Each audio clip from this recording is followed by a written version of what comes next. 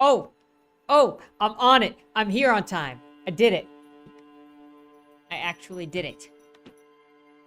Abigail! Welcome, sweet summer child. I've been looking forward to seeing your name. Iris! Welcome! How's it going?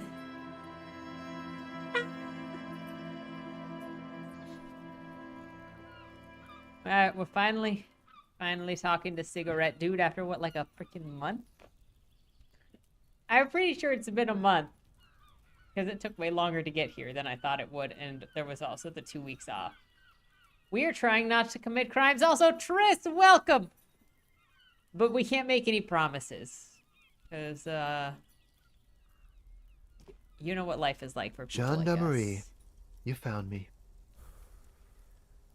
His slender figure is backlit by city lights, its distant streets and motorways flashing like diamonds. And his shirt is still unbuttoned. I got your hint. Found the key right under the stove. Beautiful. So tell me, are you here to make things right again? That's what I'm aiming for, yes. Honestly, I'm just trying to not screw anything up. I'm not going to make things right. I'm going to make things spectacular. I was hoping to talk to you about the possible witness your balcony overlooks. Yes. Beautiful. I have some good news for you. My Sunday friend is visiting me tonight. I told him about you and he'd like to say hello. Step in. He's already waiting. Excuse me? Excuse me? This could be a trap. Tris, you're famous? What did you do, Tris? What kind of crimes have you been committing?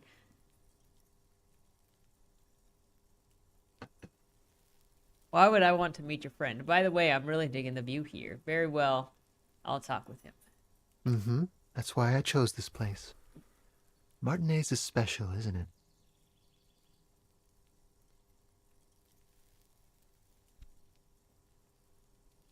That's nice, but I don't have anything to tell you. It's my friend you're looking for, not me. He takes another drag of his unfiltered cigarette and looks around. It's getting dark and the neighboring windows have lit up one by one. Downstairs, a cat crosses the yard, disappearing into the bush. Besides, I've got to run. When Iris said you're famous. Ah, Something tells you you're never going to talk to an individual this cool or mysterious ever again. this individual, this cool or mysterious ever again. It's possible. Highly possible. Run where? But I just found you again. Go if you must. I don't care. I don't care about people leaving me all the time. To the city. It's a beautiful night. A man on high heels stumbles out of a basement club, music blasting over the entire district. It's chilly, and as the chemicals hit his nervous system, 1,000 shivers ripple through his body. Only if you promise that we'll talk again. It's important. We'll talk. Just not tonight. His friend is gonna Take freaking care, murder me. all right? I'm gonna get murdered, you guys.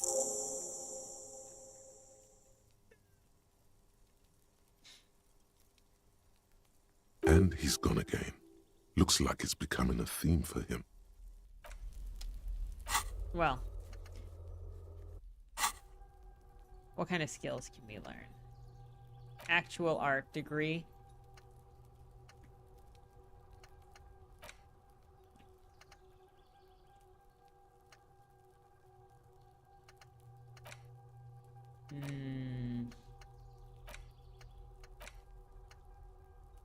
It's another capo type, the worst one, the most savage and brutal, the art cop.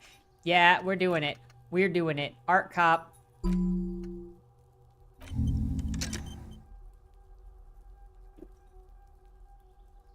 Internalized art cop. Yup. Just don't get murdered. That's a big ask. That is a very large thing to ask of me. Suggest I should be putting things on these. Look at all of this. Don't let me internalize stuff anymore. Make me actually use these upgrades. Why is my conceptualizing so high?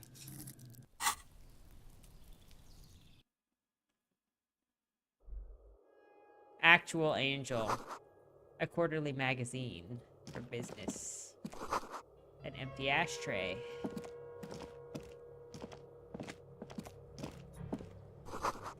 Dishes soaked up in a pot. Governmental issues take all over Rushable. Flyers for an underground party. Dates for open lectures at a local university.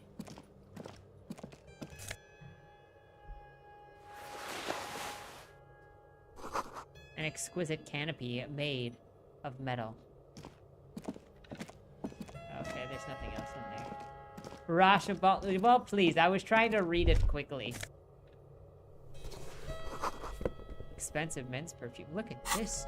I'm gonna be freaking styling.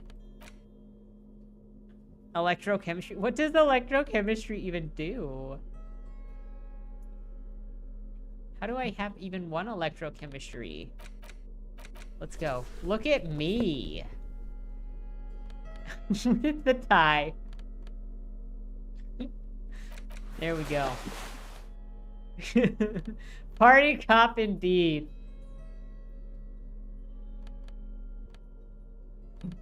I didn't even know what that just gave us. We got one drama. What does drama do?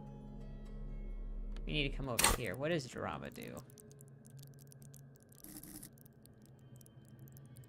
Play a lie detector. Practice the art of persuasion. Enjoy rigorous. Oof. Oh.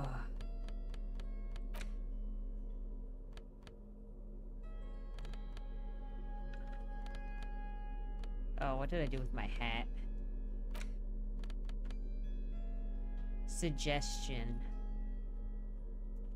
We'll keep the fun hat. Kim is gonna be like, what the frick are you doing?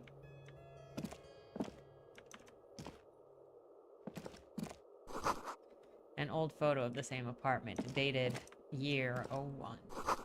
A buckets of paint on a layer of old newspaper. You have acquired the hat. Keep it, officer. It looks... His hands are clean and well manicured. This is a man who knows the importance of appearances. We are Kim stands here, Triss. My name is Charles Vildrouin, and I am an official with the coalition government. I work for the Institute of Price Stabilité on assignment from Sur-la-Clé. I heard you talking to my friend outside. Very good. Super. I am here to assist you in any way possible. Ask me about the hanging. Hanging? What a drag. He seems like a cultured gentleman. You should ask him about the finer things. Points to the bed. Before we go on, I absolutely have to inquire about this wonderful canopy. It feels like a come on in a way, does it not? Before we actually talk about serious things, what do you think of this bed? Does it look comfortable? No, I am not flirting with you in this weird hat, and I did not just pick up an outfit over there.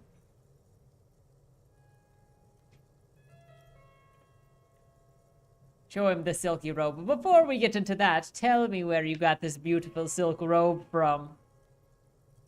Points at the Samara hat. Well, we'll get right to that after you tell me the story behind this black Samaran hat. Hello, Mr. Villadronin. Let's get started. Oh yes, my friend has a great eye for these things. He refuses to tell me where it came from. It's a mystery. Ah, Tatum. I believe they call this type of frame industrial. It's very comfy. That's really all I can tell you about it. What are you doing? You actually witnessed I'm the sorry to lynching? say I did, officer. Is that because you did it? Because I did it? He's clearly not a man accustomed to being spoken to in that manner, let alone to being accused of murder. My apologies, I misspoke. I mean, did you see it? Officer, it's very difficult to describe what I saw that night. It was so surreal to me, like in a play. He holds out his hands and blossoms his fingers, like a drama teacher setting the scene. Meaning it was terrible. No. I mean, it was so strange. I could barely believe what was happening. I was on the balcony when it happened, getting some fresh air. I remember that first they came in, carrying what looked like a body. And then I saw all the surrounding windows go dead, one by one. That's when I understood I should not be seeing this. Who were they? Can you describe them? How often? Or how many of them were? What happened next?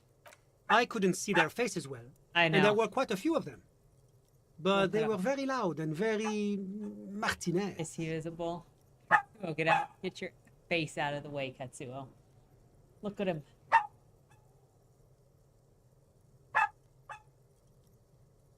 Let's just say that the laboring classes can get rather expressive with their profanities. I couldn't tell you exactly. Less than 10. Maybe 8? Were any of them huge, like 200 kilograms? That's a giant you're describing. No, they were all quite human, as far as I could tell. I went back inside. Excuse me, do you want to bring your ball over here? Is that a no? You're not gonna bring the ball?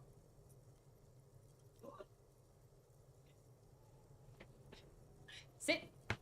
Booty down. Floor. Booty on the floor. Booty on the floor. Look, be the dog. No, be the dog cam while I fill your ball. I don't think it'll go that far. Come here. Come here. Sit. Sit. Hey, sit. Hey. You almost did it. Sit. Thank you.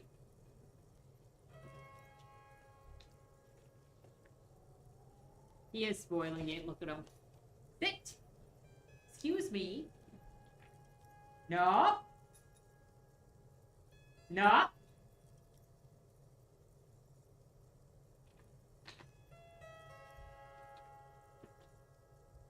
There you go.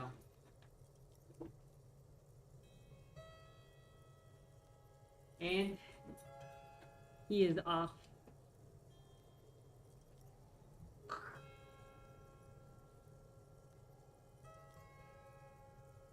He loved that toy. He also is way too good at emptying it out. He's like, I freaking know exactly.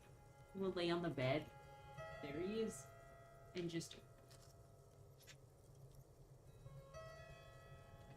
Monty! Okay.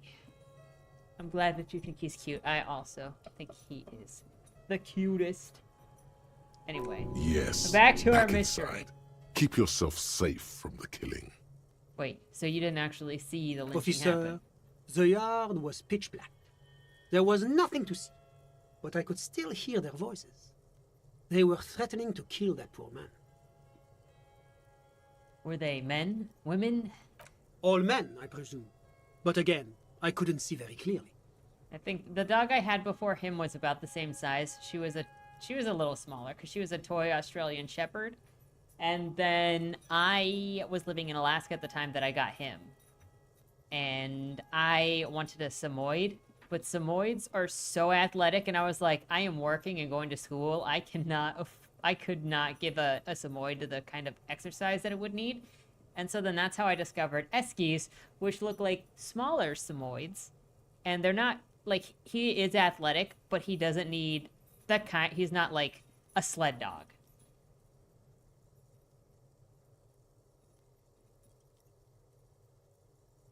You miss your family dog? No!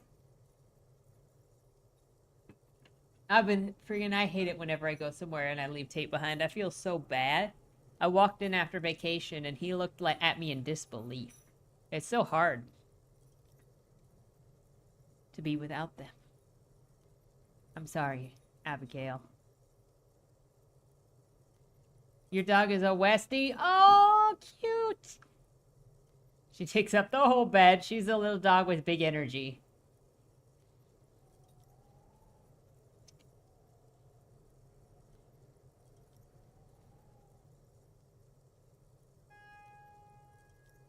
That doesn't quite comport with what you know.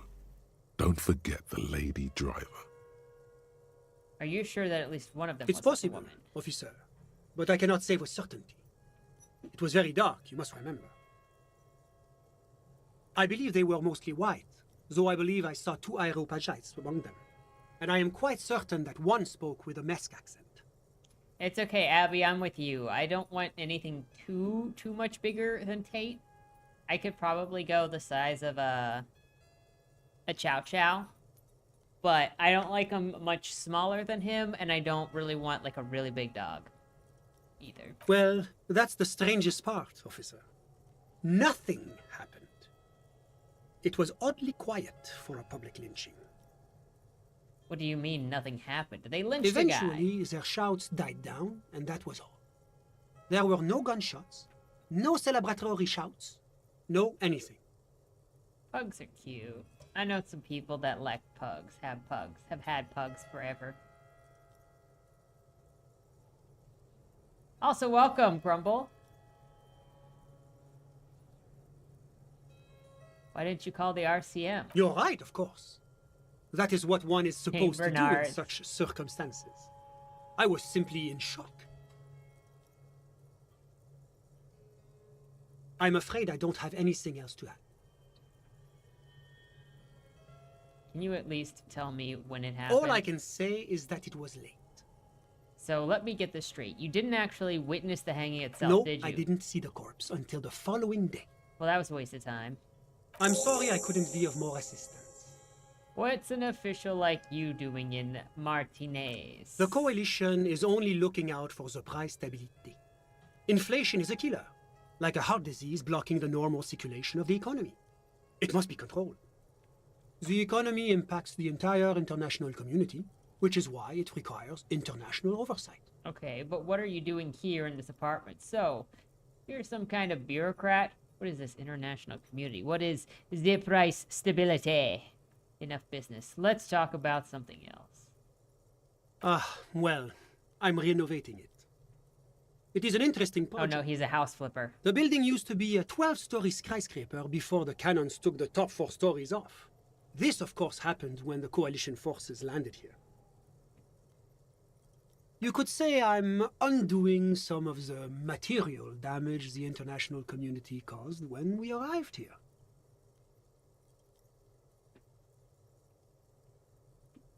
Irish wolfhounds are huge. What about newfies? Who wants a newfie? Yes, as I said before, I am a commissioner from Sur-la-Clé working for the Institute of Price Stabilité. This is one of the main projects of the Moral Inter. What is this international La community? Communauté Internationale is what Revacholians colloquially call the coalition. In other words, the nations that stopped the disaster of the revolution. And what do I call the coalition? Your employer, technically speaking. The governing authority of Revachol. Revachol. The RCM is but one part of this provisional administration. What is the price It stability? is the most important thing. That doesn't really tell me anything. It's the central goal of any sound monetary policy. Maintaining the price stability is essential to maintaining high levels of economic activity, which is essential for maintaining high levels of employment, How do you feel about Afghans? which is essential for maintaining the social stability. How does this benefit us exactly? Take your daily bread, par exemple. Too much inflation, bread becomes too expensive. Too much deflation, it becomes too cheap for bakers to produce.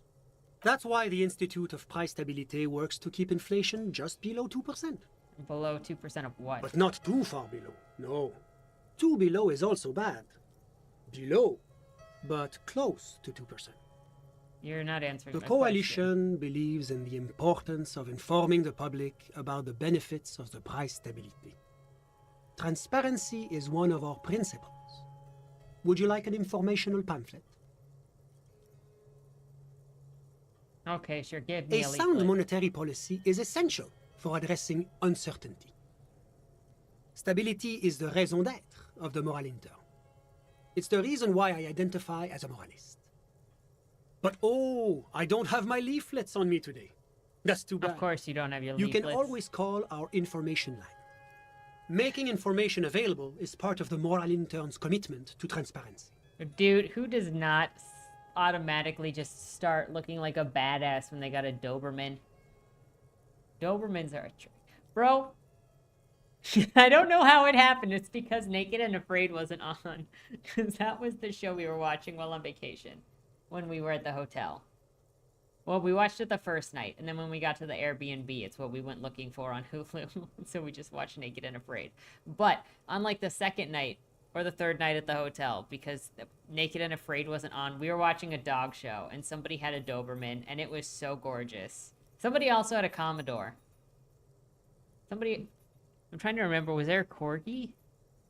I think one of the top dogs in one of the rounds was a Corgi. There were some very pretty dogs. I've heard about this moral intern before, but I want to know It's more. the International Organization for Moralists. Hence, Moralist International. The Institute of Price Stability is just one of its many mind babies. As is the babies? coalition. Are you a moralist? But of course. Am I a moralist? But why? Because moralists believe in a normal, stable world governed by democratic values. But what is a normal, stable world? The Occident is part of the normal world. Oranje, sur la clé. Martinez doesn't seem very normal or stable. to me. Martinez? No. Martinez is something else. What about the rest of Ravachol? Is it part of the normal world? Rivachol is generally difficult.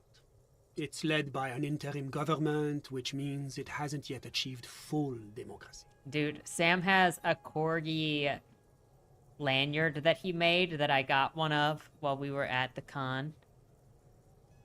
It's so cute. But they are working towards it. Corgis and You're all doing croissants. very well here, relatively speaking. Moralism is an ideology of foreign occupiers. Revachol must be governed by Rasholvians. Democracy is a meaningless sham as long as the working class is under the boot heel of the capital. I don't think I'm a moralist. Moralism sounds incredibly boring. I want more action. It's like every time I'm talking to people, I'm choosing option D, none of the above. Is that moralism? Is this option D usually the most reasonable Yes, answer? everything is super extreme. It's like I'm living with a bunch of extremists. Sounds like you're a moralist indeed, my friend. Welcome. Moralism is all about compromise and achieving the achievable. It's pragmatic, realistic, and level-headed. An ideology for doers. Are you a doer, my friend? It looks to me like you are.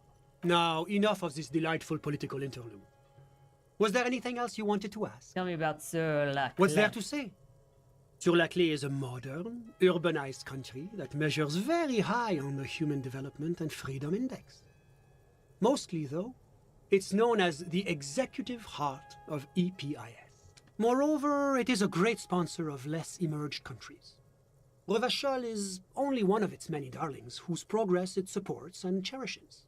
That makes Revachol Sur La Clé's Because a great percentage of Revachol's culture hails from Sur-la-Clé.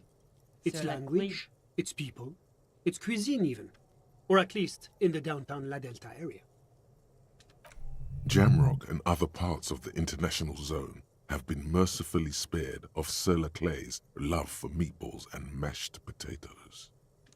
Oranje is an exemplary nation who, as a core member of EPIS, contributes 28% of our annual budget. Next to Sur-la-Clé, Oranje is probably the most prominent member of the international community.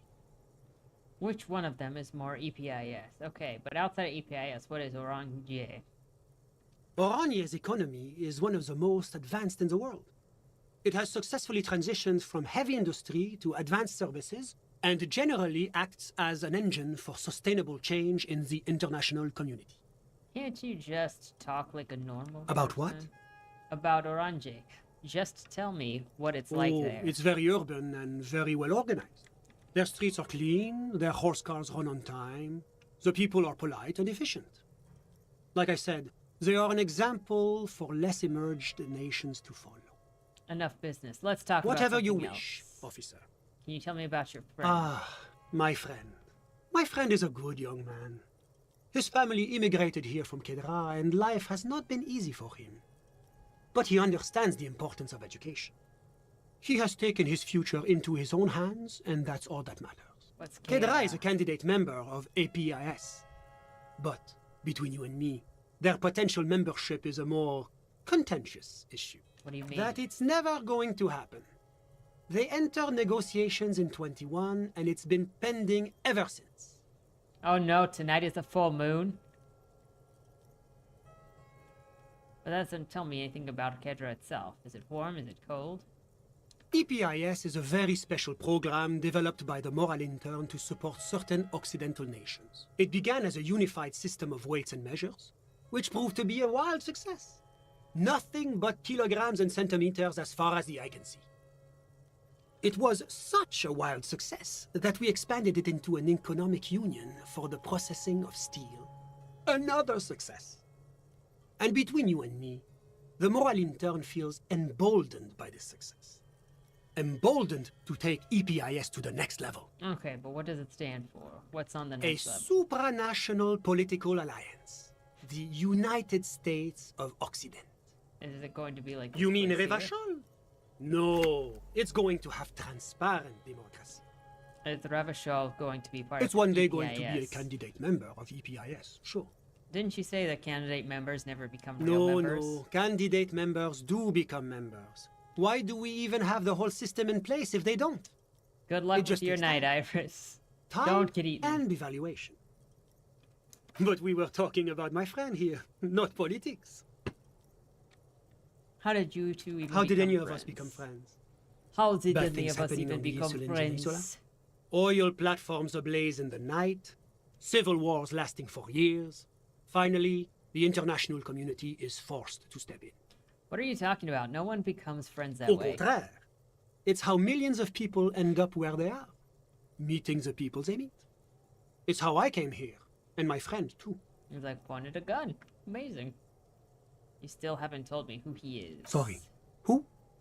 Your friend, the smoker on the balcony. We were just talking But I about told it. you, officer. He's a bright young man here to pursue his education. Education is the foundation of our future, especially the arts. It is a Fine. cornerstone of our civilization. What's his real name? Officer, you have to understand. I can't give you his personal information. I'm sure you have your own methods and databases, right? So all, you, Please don't put me in this situation. so all you can tell me about him is that he's here to study He's the deeply arts. enmeshed in the study of the fine arts, yes. As though you weren't envious enough of the boy as is. Which He's arts? a truly free spirit. He likes all the arts. Perhaps graphic design, printmaking, who knows? The world is open wide for a talented youth like him. What are you doing in his apartment by yourself? I'm just enjoying the view. What view? It's dark outside. Listen, A baby is crying in the neighboring apartment. Someone's baby is crying. listen. The Insulindian Bay. This place used to be a luxury accommodation before the revolution. Apartments, of course, were much bigger then. A few walls have been added here and there, leaving some of the tenants without a private bathroom or a kitchen. But the million real view stays. You can't take that away. I was asking about your My friend. friend comes and goes. I'm sure you'll see him around. He's a busy bee. I'm all ears, officer. A moment, officer. Do you have everything you need from me? Hold on, can't we? I'm talk? afraid we won't have the chance to speak again once you leave. I think we covered everything.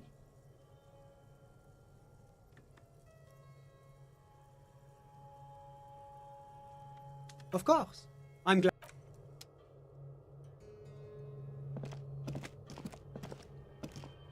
Clearly,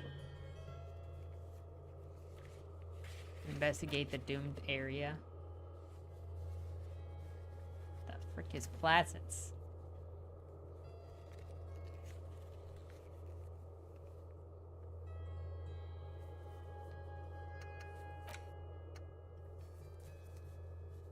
The bookstore lady? Oh, okay. Thank you.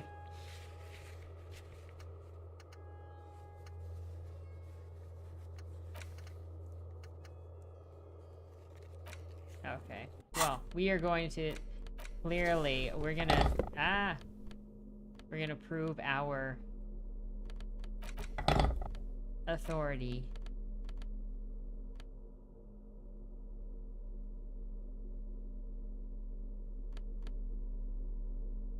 They're both short electrochemistry. Prove our authority to Titus wearing this outfit.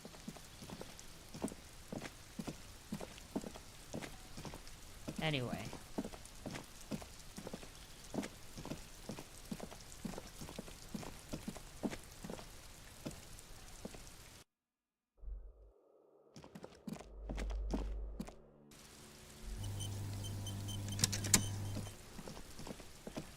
You need to go home, kid.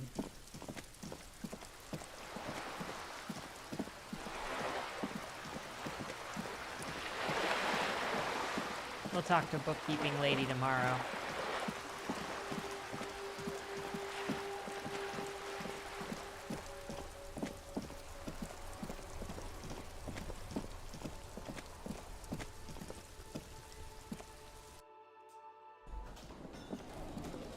Would not be surprised, honestly. Yo, Titus. It's you again. Are you impressed? What is it?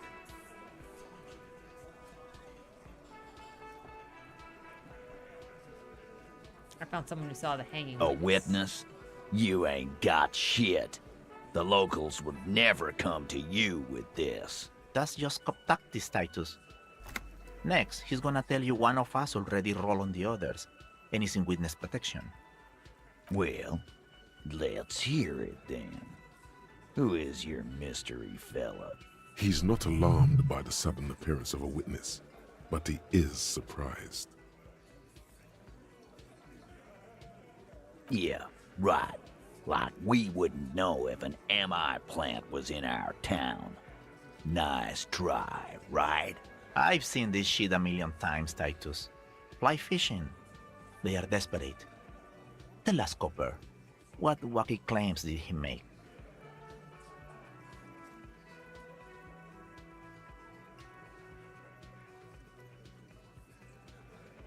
It's you assholes that feel the need to go around like a fucking brass band. The Hardy Boys are dead silent. Yeah, it's like they put cowbells on you before they send you to the streets. What's with the cowbells, policeman? The witness said that he saw two people of Aeropagite descent in one mess. Arabagite? Boss, I think he's trying to say me and Theo. Well, yeah. What is confusing you? Eugene, Theo, and Elaine were there too. I already told you. We were all there. Those flaccid MI cocks with their culture language. Everything's a surreal play or sublime whatever. Doesn't mean anything. It means the whole scene was long and drawn out like a movie. What is this fella's problem? Sorry we didn't make it more action-packed. It wasn't the first thing on our minds, you see? Some witness. I pulled the same shit. Came up with some shit, then went and said it to people. Get a reaction. Don't have to go to cop school to try that. You don't have to go to school for shit. I never went to school, and I'm doing great. You're doing a hell of a job, man. Hell of a job. Okay, maybe it doesn't feel like this did anything to them, but they have to be fretting a little. Everyone is afraid of witnesses. Witness is a scary word. As you look around Yes! this room full of Got sweaty it! men, swearing, drinking, spitting out tobacco, does this look familiar? Be impressed, it's the outfit. Ugh! Where have I seen this before? I get it, Titus. You guys really are the authority around here. You must be. You're just like real cops, drinking beer, sitting around with your dicks in your hand. You got a problem with beer now? Not quite there yet. Push on. No, I'm drunk on the job too. I don't give a shit. Just like you guys. No, I'm also a big fan of beer and jerking off instead of helping people. I have a beer problem, but not a problem with beer. I also have no idea how to do my job like you.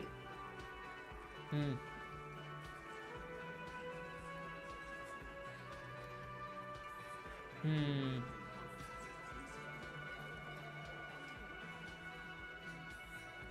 Speak for yourself, buddy. We've been giving a shit for 10 years. Martinez was a dump before we put this outfit together. They don't know, man. They weren't here. We had 3 shootings a week, kids dead, fucking graffito everywhere. You cops haven't shown up since the 30s.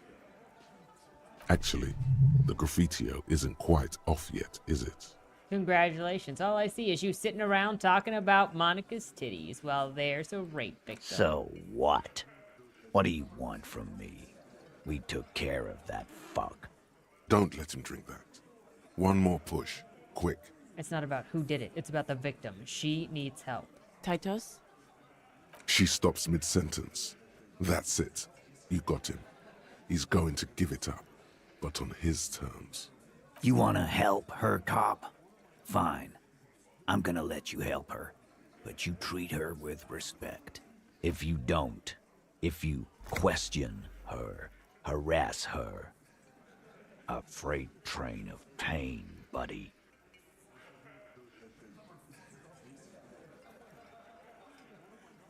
Glacia, I'm on due. She's staying here at the Whirling in Rags, a real pretty one. Silvery jumpsuit, blonde. That's I'm on due with an O-U. Shit. The girl upstairs? That can't be her. She knows you drank so hard you forgot you were a cop. Yeah, blonde, tall, 2 rooms over from yours. Sure, why not? You've probably seen her around. Yes! Inexplicably add cool after the The victim's rolls name, have it tonight. but no one notices. Your spine is too damn straight. None of these people will ever suspect you've met her. What's her relationship with the mercenary? Relationship? There was no fucking relationship. He raped her. That's their relationship. Was like that karaoke incident all over again. Or like some of the other girls he was harassing. Okay, enough. All of this is irrelevant to your stated investigation. I know her. Well How enough, Copper. We party. She's been here for a few months. He tries to make it sound real casual, but the muscles on his neck tighten. So she's not from You around mean here. Revachol? Nah. Our Miss Aranye disco dancer is an immigrant or a drifter of some sort. Been staying over here over the winter. Don't you give her any more trouble. She's just had some bad luck, that's all. Shut up, Angie. She doesn't need your help. Titus gives them both a look. They fall silent. You said you partied. What did you mean? What do you think I meant? Yes. Drug, sex, Yes. and karaoke. And no. Got something to say about it? No. God damn it. Get it over with already. He did it before we killed him. He's not gonna do it again. So what does it matter? All right. 2 weeks, maybe? I don't know. I need another beer. Here you go, boss. You don't know her. You're wrong, I do. Not the way I do. Oh, shut up. Remember what I said.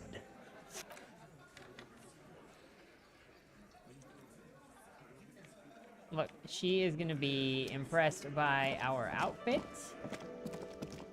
Like everyone has been.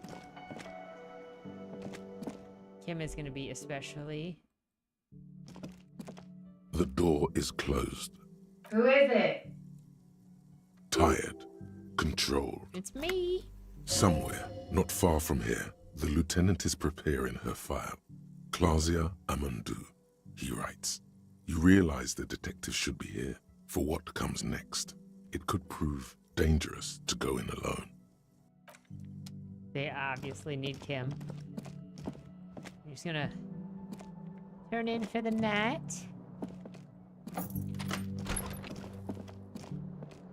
bed is still cold from the broken window, and not too inviting. But it's yours. You've earned it. The bed is still cold from the wind blowing in from the broken window. The mattress creaks as you close your eyes and try your hardest to fall asleep. I tried to clean Here it we up. are again, my broken bird. The Limbic waves system. are coming, carrying you away. But you can't go. No, you have to stay.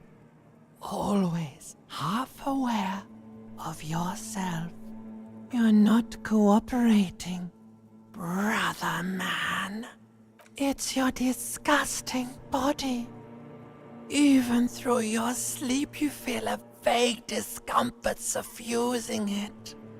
Your belly and your sides are unpleasantly tender. You wish you could curl up into a fetal ball of safety. But you cannot, because of the pain.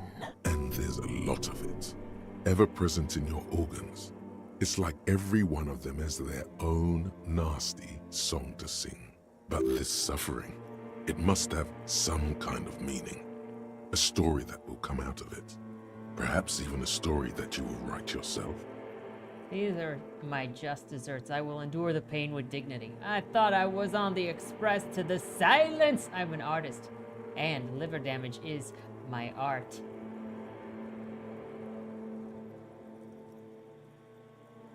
Yeah, I've known.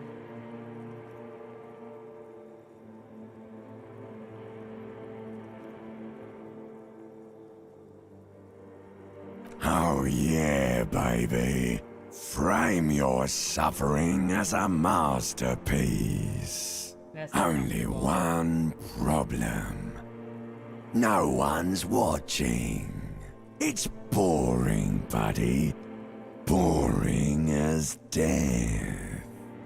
You're just stuck here, in the half-world. Could try looking at other people. Really looking. But why would you want to start doing that? Human beings will always betray you. I will. I'm looking at people all the time. I like them. Sure you do. They're all so friendly, aren't they? At least they're interesting. Each one has a process just like yours, running in the space between their ears, full of secrets. People are beautiful, statuesque, parodies and tragedies of themselves. A great democracy of creatures. What do you think you're doing right now? Coming to some greater awareness? Look at all these lights, blinking in and out of existence. Thoughts! You're just pretending that you're asleep, even to yourself, while the world goes on without you. That limbic system's a little too Let it. lit. Let it. But it never seems to let you go, does it? Time to rise and wipe that shining sweat off as best you can. Gather your bearings. Rock and roll. Put on your prettiest face for the masses. Well, this is why we drink. I do believe. My morale has... Oh.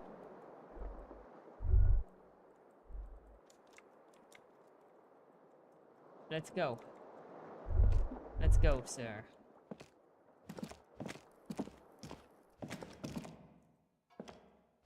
A mirror hangs on the bathroom wall. It's barely covered in steam anymore.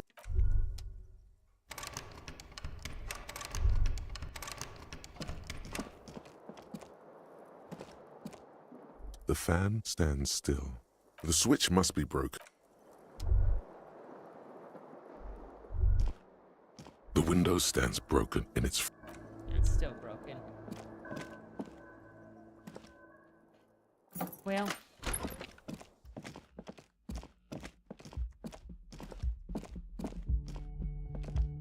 Cam. Hey, Hey, it's Kim. Welcome back. Go upstairs and knock on door number 3. My brother, what's up? Yes? How do you like my outfit, Kim? You got any comments to make? I dressed up for you? Tell me about the case again. What do you want to know? Preliminary? You mean like a brief? Do you want me to brief you again? No. There's no reason to wing anything. If you didn't get the brief, that's okay. I did. 3 days ago, the RCM Emergencies Desk received a report about a security guard who was found hanged in Martinez.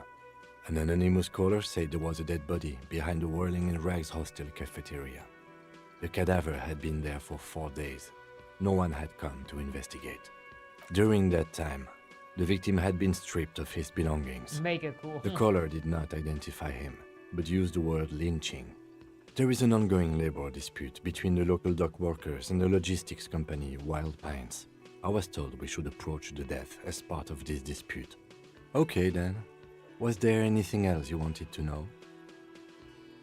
If we're from different precincts, why are we on? I'm afraid you and I are pawns in a pissing competition. You don't know? I assumed you were in on it. I don't remember being on anything. That's good.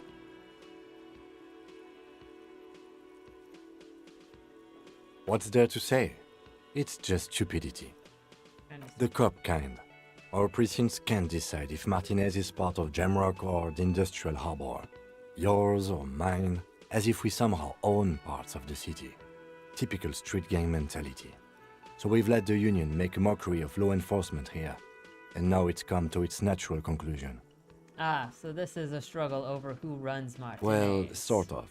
It's less a matter of who gets to police Martinez than who has to. It's an orphan district, in other words. I think the dispatch desk just told both our stations about the hanging. There was quite the brouhaha at the 57th, I can tell you that. Time to settle it, they said. Cop off. But I assure you, I am not their finest or toughest with 102 cases solved. What I am is least interested in a pissing competition. So he volunteered to represent the 57th, but not out of competitiveness. On the contrary. What's so special about Martinez? Martinez? Nothing. It's just a puddle at the end of some drain pipe. No one cares about this place. They care about sports. Most of our colleagues don't even know how to get here. North of the interchange doesn't exist. A tremble comes over you. Another after effect of ethanol poisoning, perhaps. Feels like leaves do when they rustle in the breeze, somewhere far away, below the turbine. The 41st and the 57th. The lieutenant was right. It's not about who gets what's north. It's about who doesn't. I wonder what this says about me, that I was sent by my station. It's all part of the master plan, you see. I am highly experimental cop, but if I am right, this is outre even by my standards. There can only be one conclusion. I am the finest, a case-solving machine sent to outperform you in every way. It must be an augury, an apocalyptic omen sent by my people. Can you guess my message? Don't be scared, but I think I might have a supernatural ability. I probably have an unbelievable kill count. I'm gonna leave why I was sent unspecified. Well.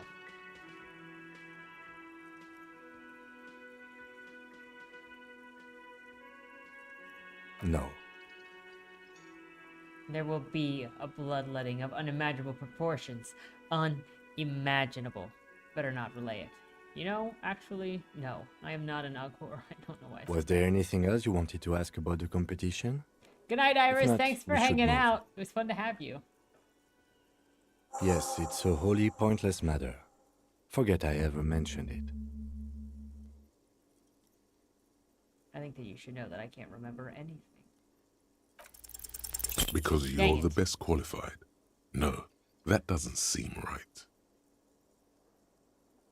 You look dumb if you keep the lieutenant waiting for too long. No response. He just arches his brow. A moment passes. The lieutenant glances at the sports watch on his wrist. Excuse me? What if I want to work this case alone? You have a distinctive way of walking. If I were to walk in front of you, we would surely collide. What do you mean, distinctive? I hope you don't take this the wrong way. It's just a collegial observation. In the 57th, we call it the Jamrock Shuffle. Officers from Jamrock's 41st Precinct tend to move a bit erratically. They say it's a scene-clearing technique developed by one of your lieutenants for gathering evidence. It's erratic, yet thorough. Prioritizes containers. Yes, but containers contain things. Shiny things. They're interesting. I don't know. Containers contain, I guess. I'm making assumptions. We should move on. Oh, I can level something up. What should I put in? Also, didn't we have other things? Read your ledger and find this. Finding the right line. Can I read my ledger now? Call Sylvie using Kim's shortwave. We have to go and do that as well.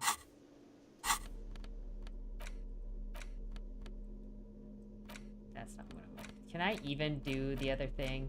Or did I already give it back to Kim and it's gone forever now? The note is written with... Pretty sure it's gone forever now. The woman in an RCM patrol officer's uniform winces as she notices you. I would really prefer not to talk to you right now. I'm on a murder investigation. Are you cavalry? Is everything all right? Why don't you want to talk to me? Yes, I am. I'm definitely not the cavalry. I know. Here's the real deal. I don't know. I mean, why would I want to talk to you? Have I wronged you? I've done that to a lot of people. No, you haven't wronged me. It's okay. Her name is the horse-faced woman? Okay, fine. Let's talk. What did you want? What precinct? Fucking deranged lunatic. You're getting an intellectually unsatisfying vibe from this conversation. Maybe you're doing something wrong. I don't know what to say. Don't say anything, Judith. Me? No. I'm just a man with sunglasses. I like wearing sunglasses inside. Sunglasses and a fucking wig. What are you, the police doing I'm just here? looking out for... No one. I'm just a man with sunglasses. And you are? Yes. A policewoman who just wants to do her job. That's all. Something about the man with sunglasses and you, the energy between you two, is making her uncomfortable. You're the man with the sunglasses? You look like shit. And I don't mean that as a metaphor. I don't look like shit. I know. It's intentional. I'm a rock star. Ho. Owning it. Like undercover? Yes. Well, as far as disguises go, this is one of the best I've seen. I mean, I could swear you're an actual bum. Thank you. Oh, come on, Jean. It looks like it's been a rough week on him. It's not just this week. What do you want? Okay, so this guy is cool. He stands there like a statue, an angry statue, and he does not like you. I'm not getting involved in this. Him? There's something that binds you to him. Some kind of an outfit, maybe. A uniform. The police of animals, yes. Listen, don't make anything out of it, but do you work for animal control? I am interacting with the most dangerous animal of them all. You. I'd say yes. I'm animal control. To yourself, yes. Can we help you with something? About what? You don't look like a cop. You know what you look like? Like a megastar? Yes, a superstar cop. Of course. This again. No. Why not? Because it's not my job. Why don't you go and fucking do yours and solve this damn hanging? If you don't want to answer questions, then maybe you should hear me say things. Actually, I don't want to hear you say things. Come on, Jean. Okay, say things. I want to hear you say things. Suddenly, out of nowhere, case-related things start popping up in your head. You think he was hanged as a cover-up? To hide the shooting? Basically, yes. Okay, well... I don't know. Why are you? Hey, Mike, what's up? Oh my god, there's more. You want... Okay, why not? So, do you know who hanged him? Yeah, I can see that. I don't know. Why are you? Oh my god, there's more. Watch out for yourself. Loser. That voice, so very familiar. Loser. Did you hear it when calling to your station and reporting your badge missing? Wait, your voice, Oh I really? recognize it. I wonder where. I lost my badge recently, but I called in to report missing. That's There. the where you remember me from? Yes, I haven't seen you before. Okay then. It's probably a coincidence. People sound alike. Goodbye.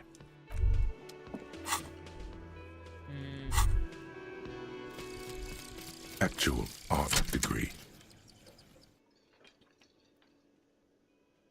Trite, contrived, mediocre, milquetoast, amateurish, infantile, cliché and gonorrhea-ridden peon to conformism.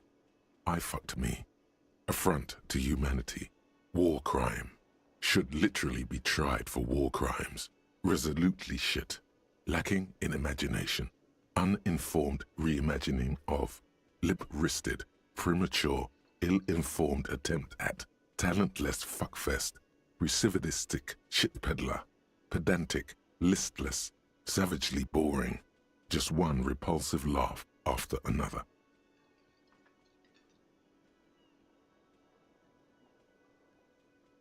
Conceptualization. Passives heals +1 morale and gives 10 plus experience.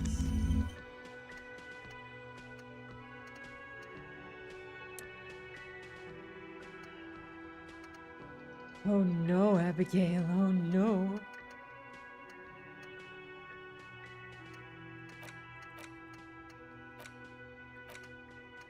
Oh, why is my logic -2?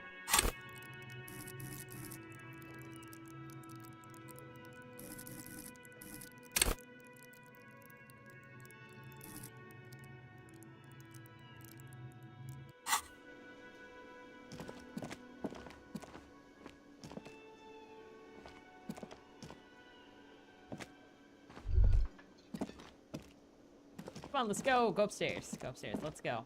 Let's go, sir. But before you know it, The editing door will be is over. closed. Who is it? Tired. Controlled. This is the police. Can we come in? Come on up. The door is open. I'm drying my hair. Sounds like it's coming from upstairs somewhere. You could snoop around before going up.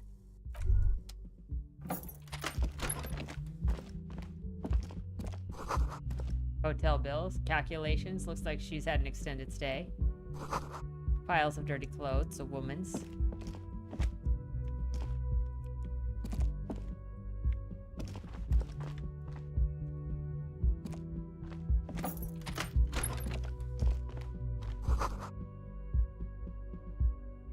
You see a yard below, the corpse is no longer there. This medicine cabinet is full of wares. Sheets of pills, haphazardly stacked, one on top of the other. There's also a toothbrush somewhere in there. It's been used quite a lot. Pharmaceuticals line the shelves, sheet upon sheet of pill bottle next to pill bottle. Acetylic acid, APAP, eye drops, blood thinners. Anything of note? Pill bottles rattle like bones as you search the cabinet. Paracetamol, histoperidol, something in a foreign language you can't read. Behind them, an unusually shaped nasal spray. Its label reads, Nacra. Sounds like a good summer to me. An opioid receptor antagonist. It's used for diamorphine overdoses. You could say he's on the lookout. Among some foreign, probably Messinian or Gotwaldian, marked red blister packs you find. What do you find? This is going to take a little know-how. A bright orange bottle with Preptide stamped on it, in sunny, happy letters. Jackpot, baby. That's the stuff you're looking for. Your palms begin to sweat just holding that little plastic container. It's speed, man. Just what you were looking for.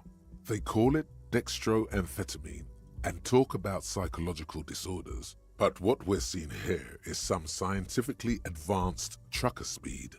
Lieutenant, I also see a brand called Preptide. Preptide, a euphemism for pharmaceutical amphetamine. Prescription speed. The fuck are you waiting for? Let's get super fucking preppy. Told Kim about it. Oh no, that just sank it massively. The lieutenant looks toward the door as if he didn't see you pilfer that sweet Preptide. He did, though. He totally did, and now he thinks less of you. Should have kept it sub rosa. My bad. Who cares, man? Who cares what the stiff thinks? Here comes the afterburner. I did not mean to take those drugs, Kim. I did not. I apologize.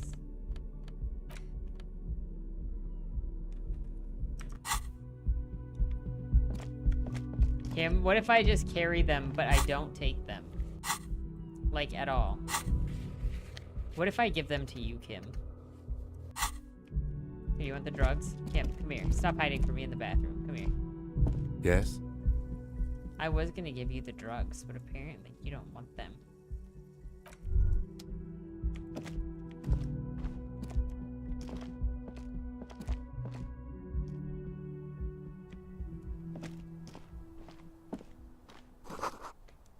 Been hastily made.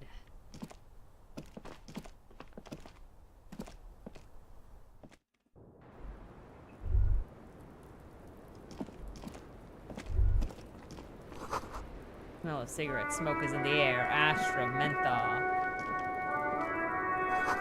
Cold coffee in an ashtray that looks like a hedgehog. Look at the handful of dried white wildflowers. Just as you look at the flowers, a gust of wind raises them from the roof, picking them up in the air. You catch a single white flower between your fingers. The rest fly off into the wind. It's a Maybell. The young woman looks at the Maybell in your hand, just a glance, then takes a drag of her cigarette. The lieutenant gives you an acknowledging little nod. You're just an anime character for a second, no big deal.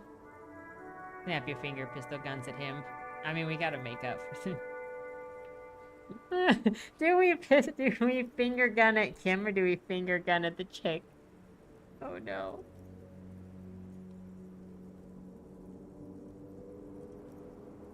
At Kim, that's what I thought. We want to be bros.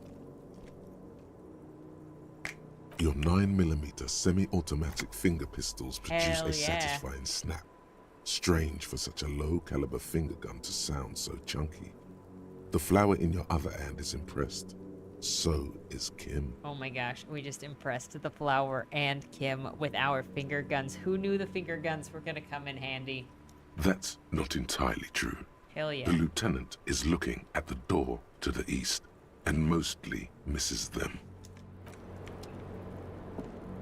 I know, my finger guns are an impressive sight. Welcome to the roof. Timothy. Her hair is still slick from the shower. Below her silvery jumpsuit, an athletic young body, built long and lean. I'm sorry for the mess down there. The cleaning lady hasn't come by in days. I'm beginning to wonder if she ever will.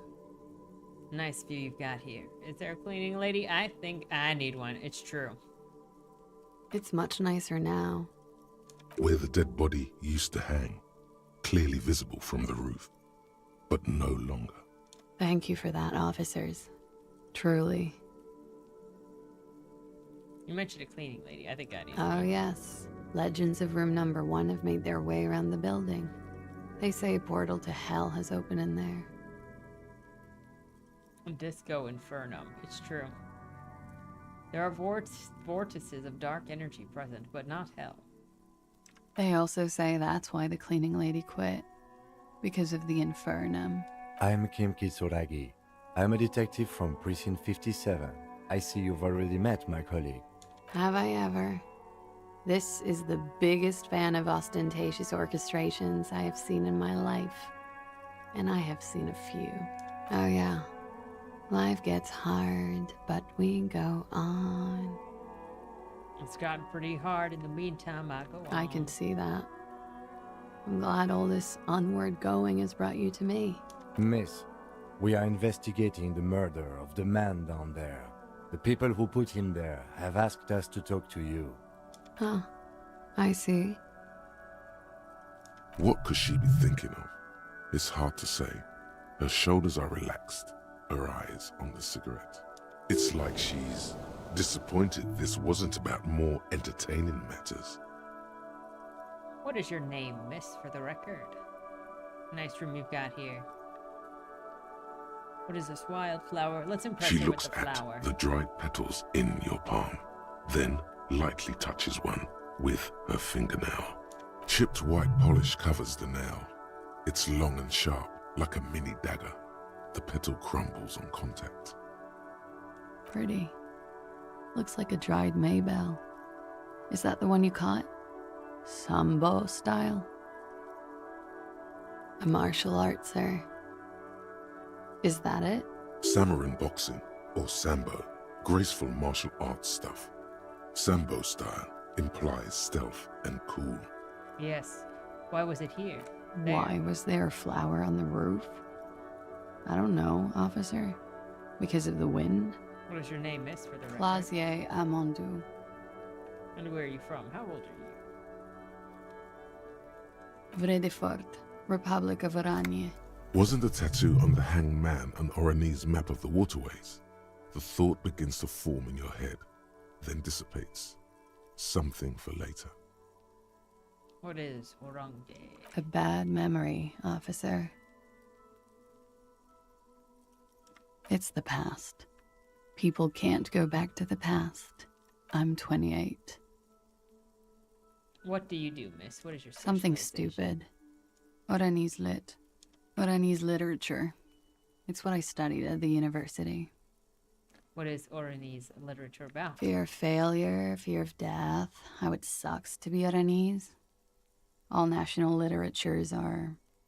Only the name of the nation changes. What about Revacholian literature? People sometimes reveal things about themselves when they discuss such matters. No. Revacholian lit is about how magnificent and serious Revachol is.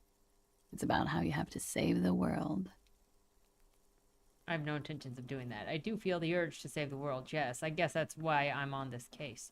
The world is unimportant. I want to hear about you. Strange. Usually the Revacholian hero does not save women. It's a frivolous pursuit. He saves all of mankind instead. She seems quite relaxed for a victim of assault. But, of course, what seems should not be your priority. What do you do with Orange Lit? Nothing. I do nothing with it. How do you make money then? Money is very important. Show her some money. Cool. I've made more money by just being than I have with Oranese Lit. Means Many what? things. A roller skating instructor, a secretary, Miss Oranje 37. Miss Aranye, now there is something you should linger on. It's a beauty pageant, held in the year of our century 37, in Oranje. She was 14 at the time. What is a beauty pageant? You were 14? What is Oranje 37? Indeed. Her voice is indifferent to the number. I disapprove of this custom. I don't think I've ever been 14, you know? Full disclosure, I was Miss Teen Oranje 37. The pageant was discontinued recently.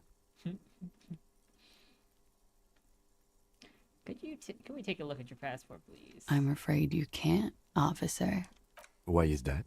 Because it's buried in a sealed plastic bag at an undisclosed location on the coast, along with cash and airline tickets. Thank you for your candor.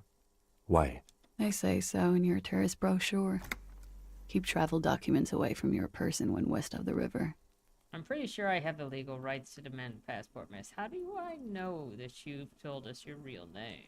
If I were to lie to you, I would come up with a more mainstream name than Clausia Mondu. It's a weird name. She seems to be telling the truth, sire. Okie dokie.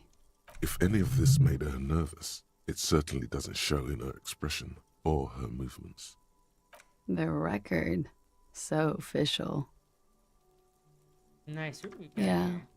It's pretty deluxe. What are you doing here in the whirling in rags? You have quite a collection of prescriptions. Thank you. I've put a lot of time and effort into it. Narcomania is nothing to be proud of. It is quite impressive. How did you amass such a hoard? With money, sir. It's not exactly the NT-star size caboodle I intend for it to be one day, but it's getting there.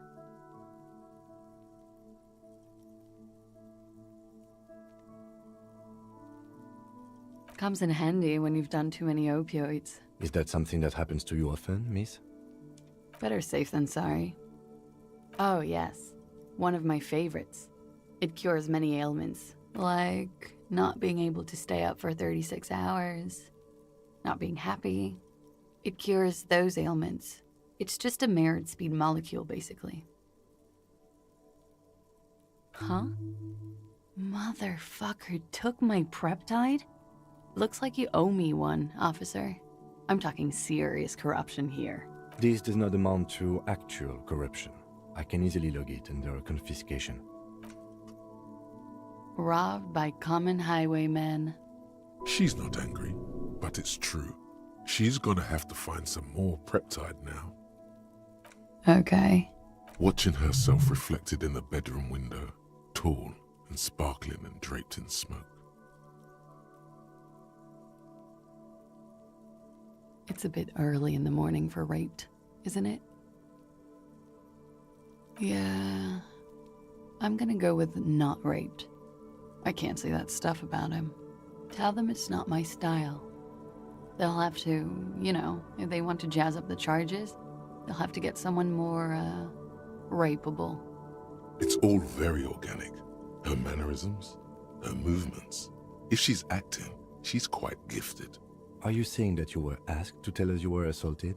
Not explicitly, but I understood what they meant. It wouldn't hurt to spice things up a bit.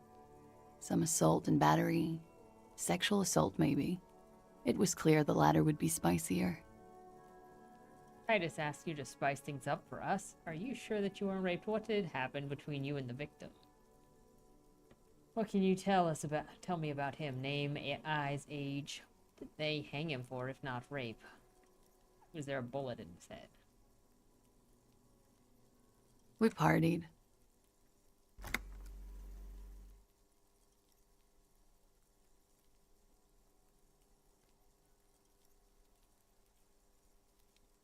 A lot of partying going on. From Titus. About her and Titus's relationship. That's where you heard it. With all due respect, sir, I think we partied a little harder than that. Harder than this? I don't know. It was physical. Oh, it is. You're still alive. What did you do when you partied? We drank, sir. A lot. For weeks, basically. We had that effect on each other. We made each other drink harder. That's why I liked him. What else?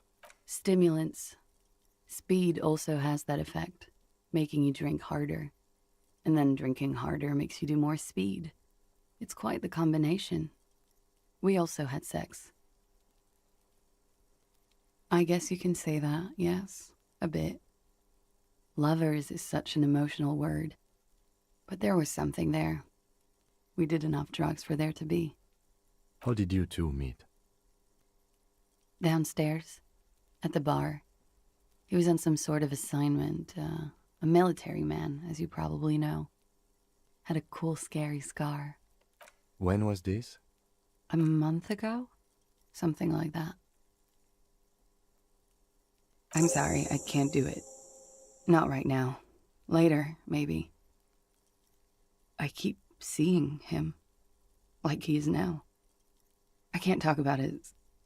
I don't know, hair? I know it's difficult, miss. We can return to it later.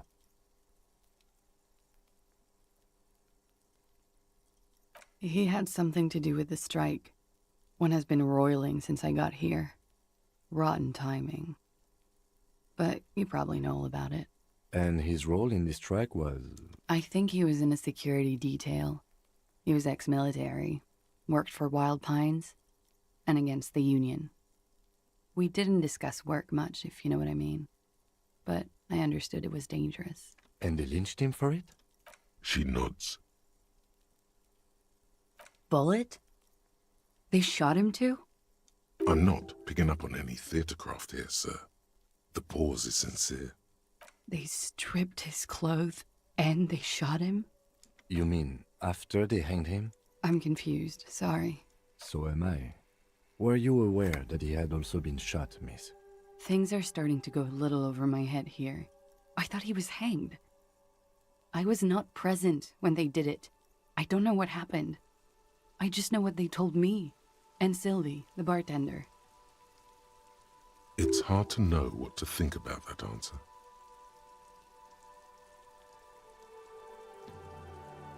They're frequent guests. Downstairs, they have a booth for union members. They're probably down there now. Over drinks. It's been a long, boring winter. A little, yeah. Like you partied with the deceased? No, not as hard. I'm sorry to have to ask this, but have you had a physical relationship with any of the Hardy Boys? I have. Which ones, sir? I don't remember precisely. Titus, obviously. But as I said, it's been a long winter. Oh yes. I've had a great view. From the roof, out of the bathroom window, in my dreams. A bitter cringe. It hurts. You look to the lieutenant. He takes a small step closer. You called us, the RCM. Yes. Jackpot. The call. Reporting the hanging, that was you? I made it. And I would appreciate it if you didn't tell everyone. In Martinez, they call it snitching. Reporting crimes is confidential in Ravachol, miss.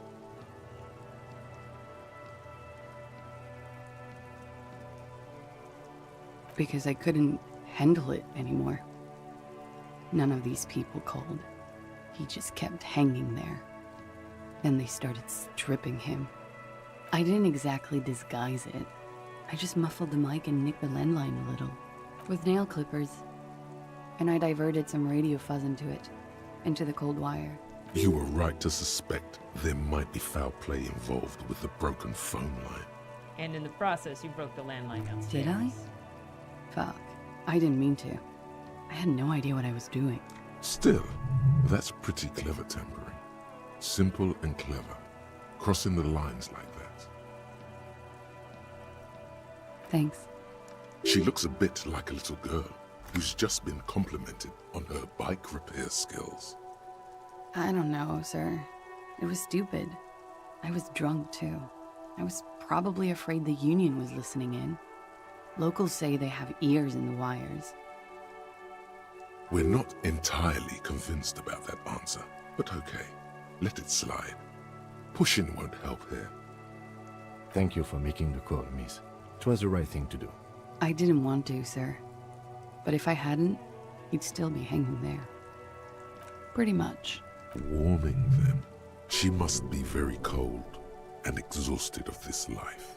She breathes a silvery sigh of relief and weariness. The air on the roof feels humid. Should we head by downstairs, officer? We may... Are you telling me I'm getting extra stuff from her that you didn't get, Abigail? I mean, that conversation went surprisingly well. This window is pristine on the inside, unlike the one next to it. Smooth as ice. There are spots of mud and rain on the outside, even smudges. But the surface of the window is clear from the inside. No chips, no hairline She fractures. was like warm and cooperative the whole time. Following your lead, the lieutenant leans in closer to inspect the surface. Looks like it, yes. Okay, Kim, what's up? I just wanted to get away from her before we start Looks talking like we about have more to discuss with those so-called Hardy Boys. Half their reasoning just went out the window. You think that this will make them cooperate? Nothing will make them respect the RCM, but it will disrupt the game they prepared for us. We just stripped off one layer of whatever it is. Her decision to not corroborate their story was definitely not part of the plan. Why did she tell us all that? What else could she have done? Lie? She saw there was no way to lie and get away with it.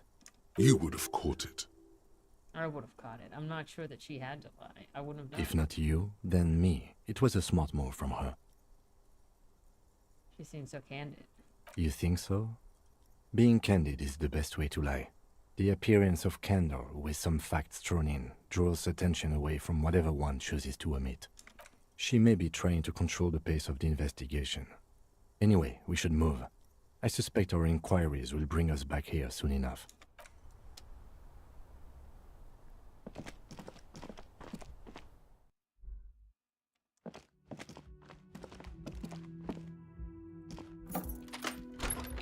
So I might have disappointed Kim by picking up those drugs in the other room, but also that came in handy because we...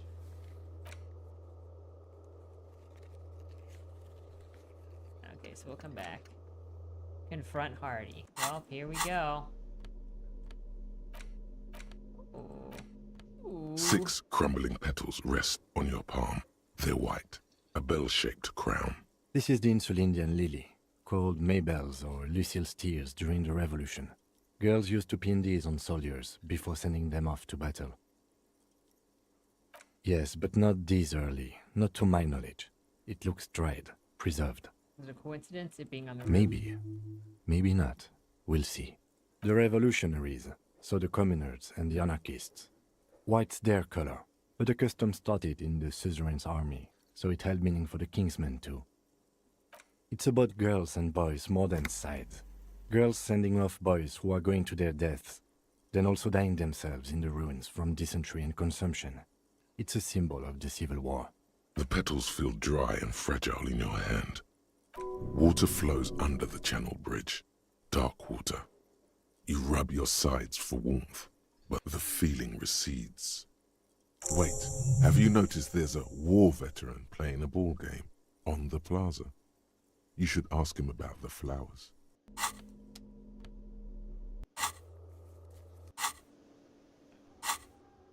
We're still waiting for one. Oh, apricot, chewing gum, scented. Soon. Okay, that's just Kim. What's up, lady? You got anything? Oh, hello, dear. There you are again.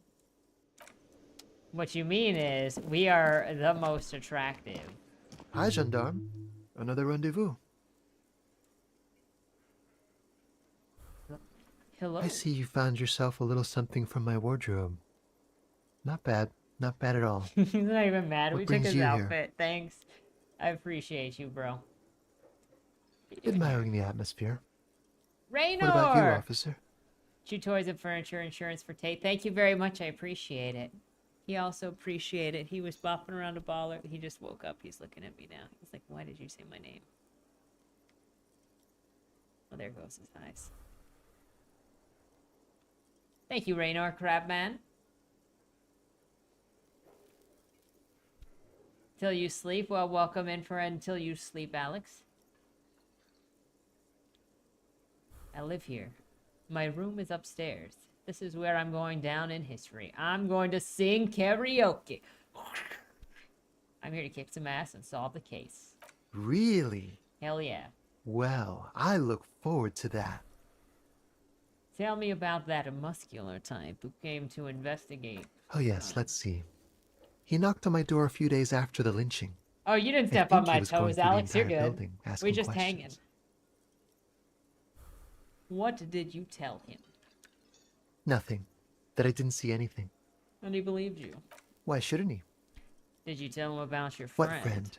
Your Sunday friend. No, I don't think it came up. What did he Muscular, handsome, strong, like one of those military types. Was it Titus?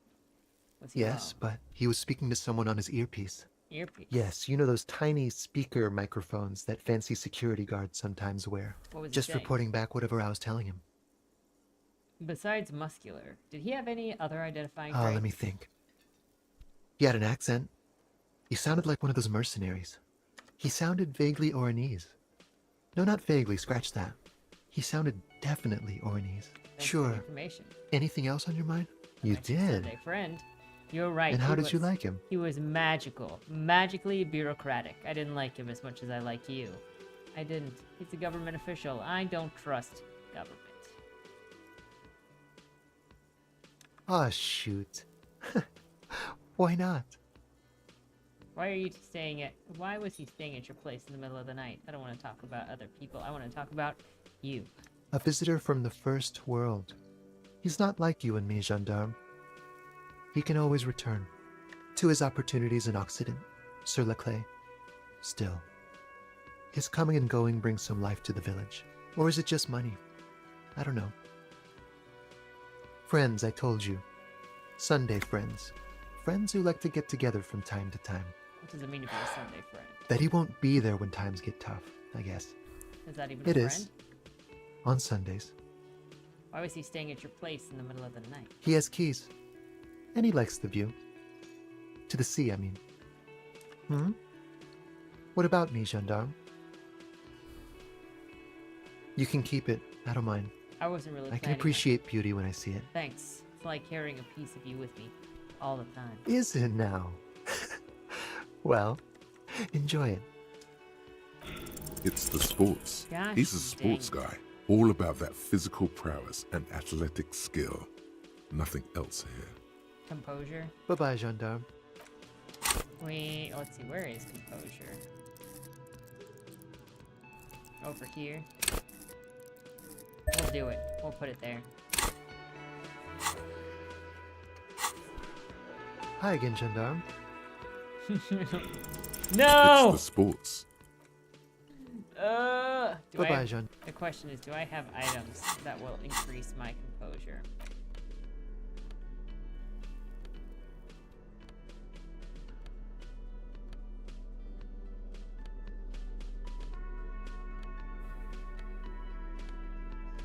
Look at all these conception pieces. Nope. It's the sports. Well, Titus, I have learned some things It's about you you. again. What is it? Man, you gonna go outside?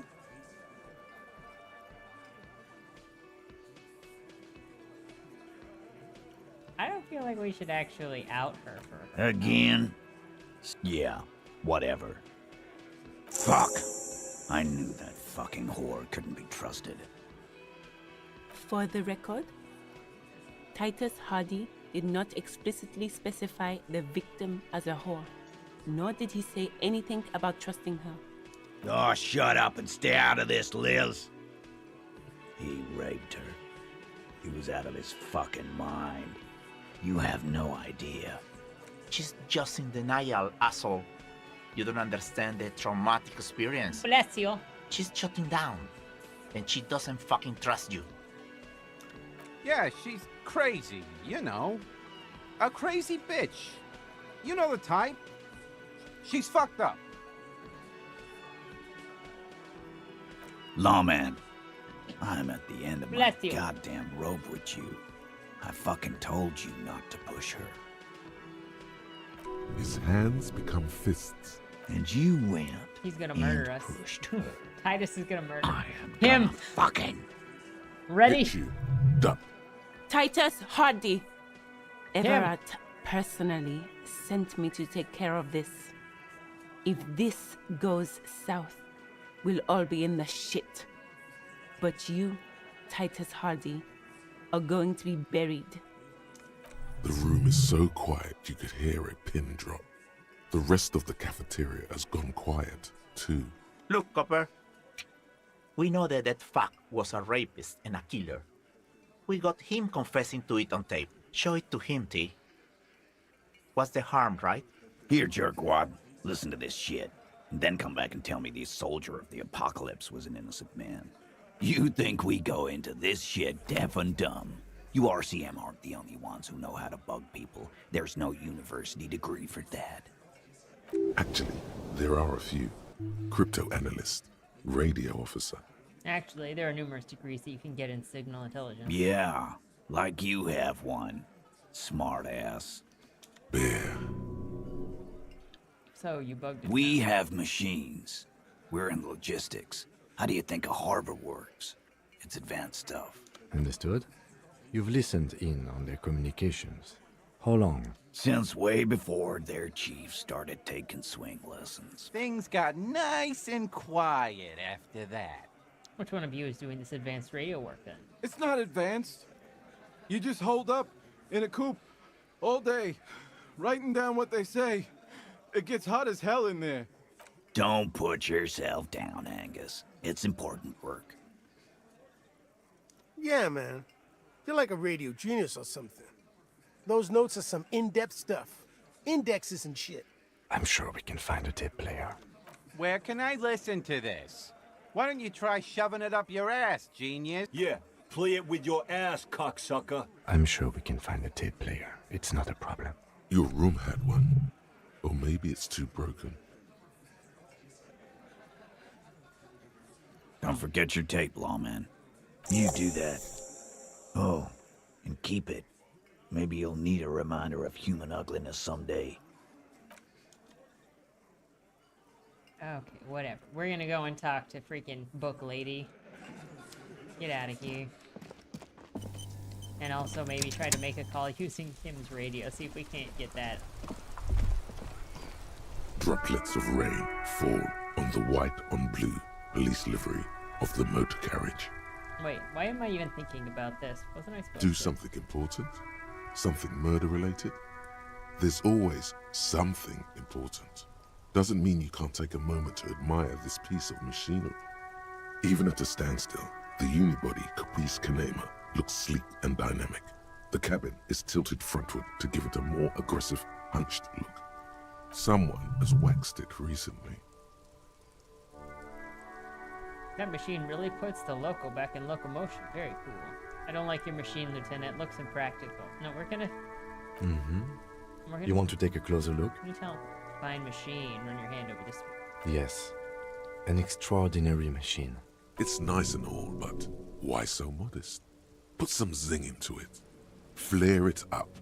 Slam it down. Anything else? We are not insulting Kim's ride brain. Inside, you see a set of steering levers, a radio microphone, a pull-out toolbox, and the soft glow of the fuel preheater gauge. This is Precinct 57. How may I assist you? I need to connect me to a civilian. Sylvie? Of course. What is her number, officer? Yes, hold on. Her number is 005 1944 298. Received. Hold on, officer.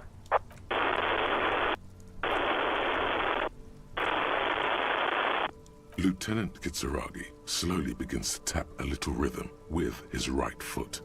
Quite a lot of time has passed. Officer, I have Sylvie Malaika on the line for you. Yes, hello? Hello, this is police calling. I have some questions for you about the last days at work. Oh, right. Hello, officer. What can I do for you? There is no resentment in her tone. She wants you to ask her out. No question about it. You quit your job at the Whirling. Why? Was it you who called the police? No, not me. Why didn't you call it? You know who made the call? No, sorry. I don't. Not a lot of people have phones around here.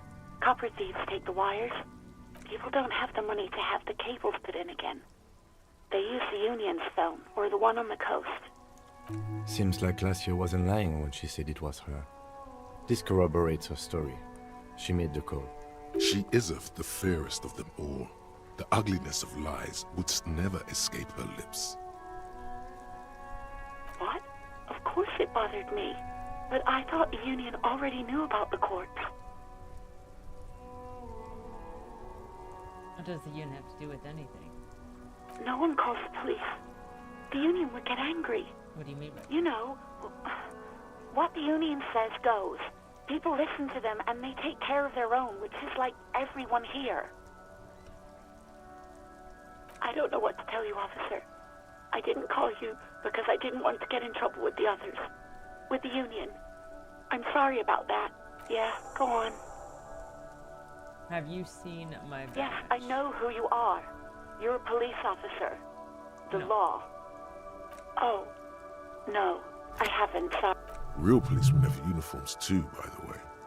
Where's yours?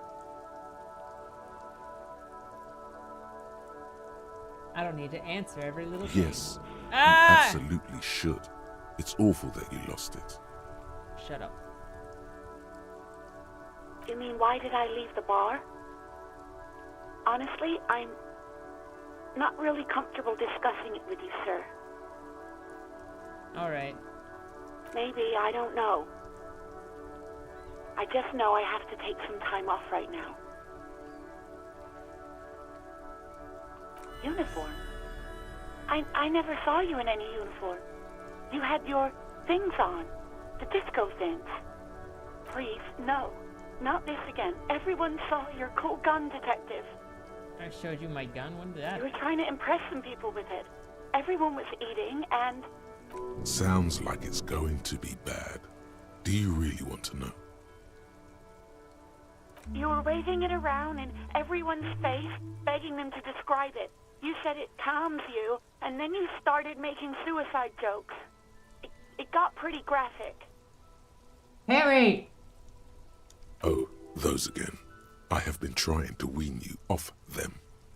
You know, when you put your gun, your actual gun, on your temple and pretend to shoot your brains out, off of that, people don't like that. People try to back away from you, or even slip out of the door. But you screamed, "I am the goddamned law, and you have to listen to me. You are all suspects in a murder investigation." Harry. No, please, no more suicide threats. Thank God you don't have that stupid gun anymore. There are way more inventive ways than a gun to leave this world.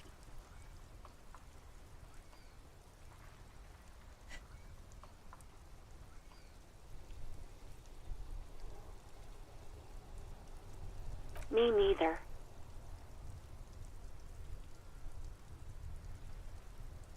There is silence on the other end of the... No idea. All I know is next you were waving around money instead, saying things like big bucks cannot lie and guns can't buy money, but money can always buy guns. It almost looked like you pawned it.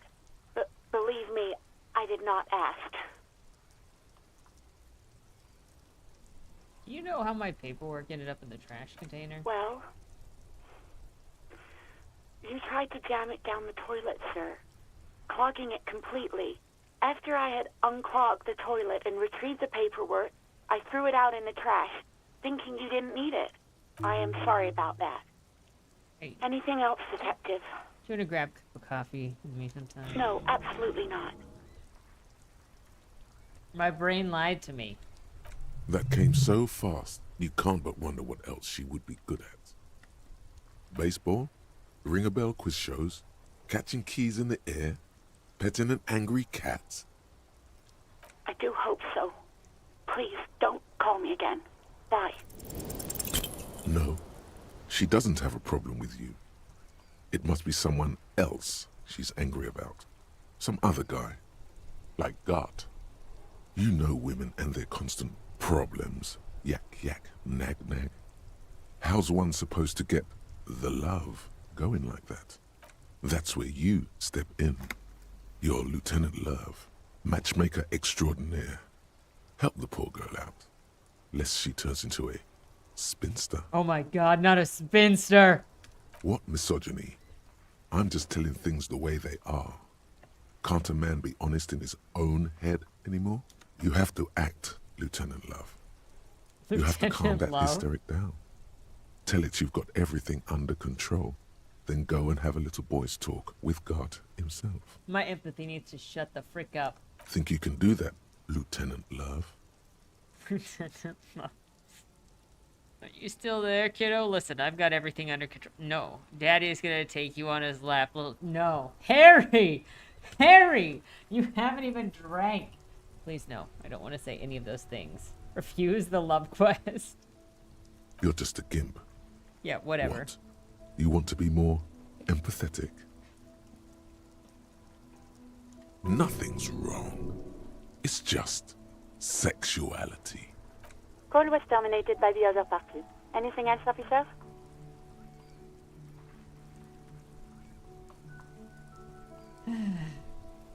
Please connect me. We're gonna just call her again. Oh, ignore. Press the button labeled saved.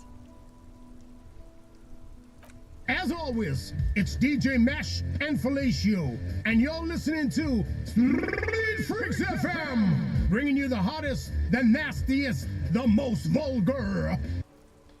Timothy. A flock of seagulls takes off nearby, startled by the roaring radio. Right away, the lieutenant reaches into the cabin and turns off the radio. He's not looking at you as he says, Someone must have been messing with the radio, or maybe it picked up a random frequency. You wanted a prime line, right?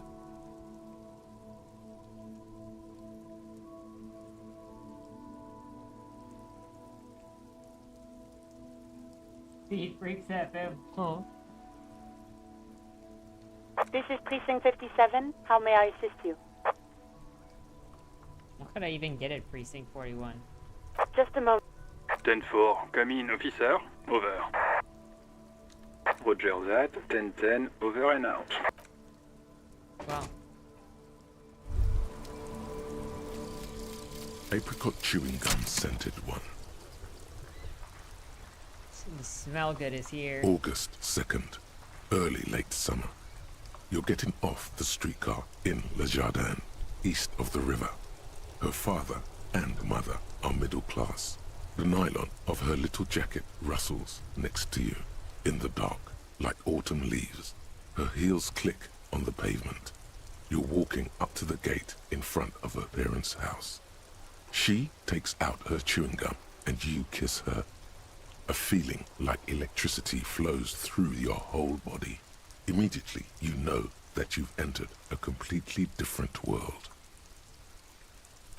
+2 perception.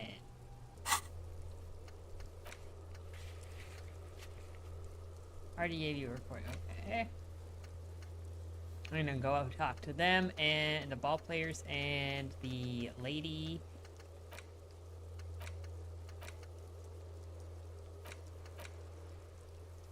Ask another about the possible meaning of the tattoo.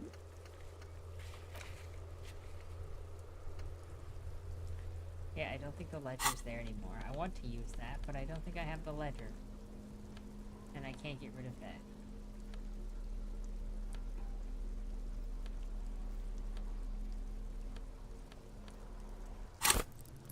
Ooh, a skill point. What do we want to use the skill point for?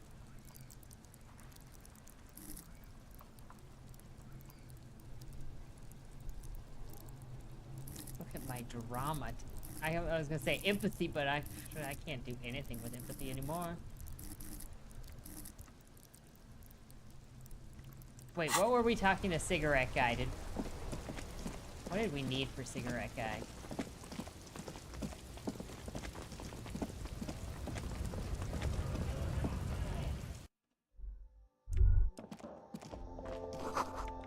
Apparently, I just came for more morale. A small cabinet on the wall is filled with various medicine bottles. Okay, here. Thank you. That's all I came here for. See you.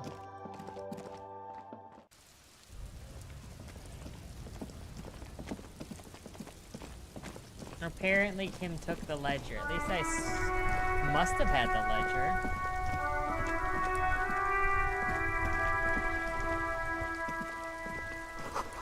There's something down there. Officer, I prefer the old name, Insulindian Lily. Girls brought them to young cadets when they entered service. We'll go find that Wearing water them lock on your soon. cap was supposed to bring good luck. Hold on. Is this a royalist military tradition? It used to be. But the communards were fond of them too.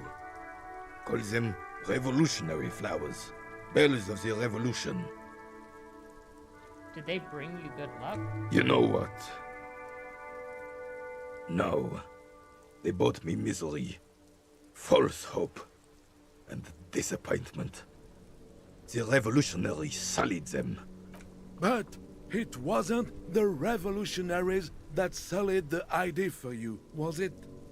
She gave them to me too, and your jealous little heart just couldn't accept it. Enough! I can go over these matters in detail with you, Gaston. But not while we have company. So, officers. Maybells don't blossom yet, do they? Maybe on some remote parts of the city they do.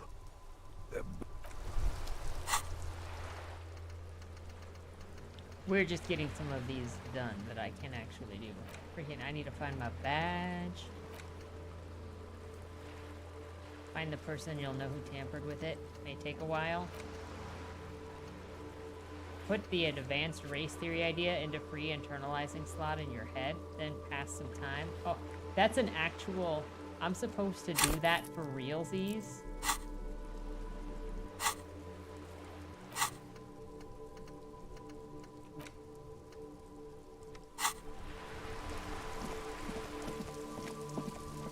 I don't want to disappoint him.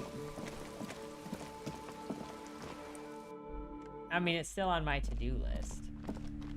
What have you found? I talked And to... also, do buy the books. There may be teachings in them. I talked to the entity you told me about. Her name is Nea, and she is a novelty dice maker. A novelty dice maker? Well, spit it out. Why does she need the dice? For some kind of sorcery? Sometimes they use the ankle bones of sheep.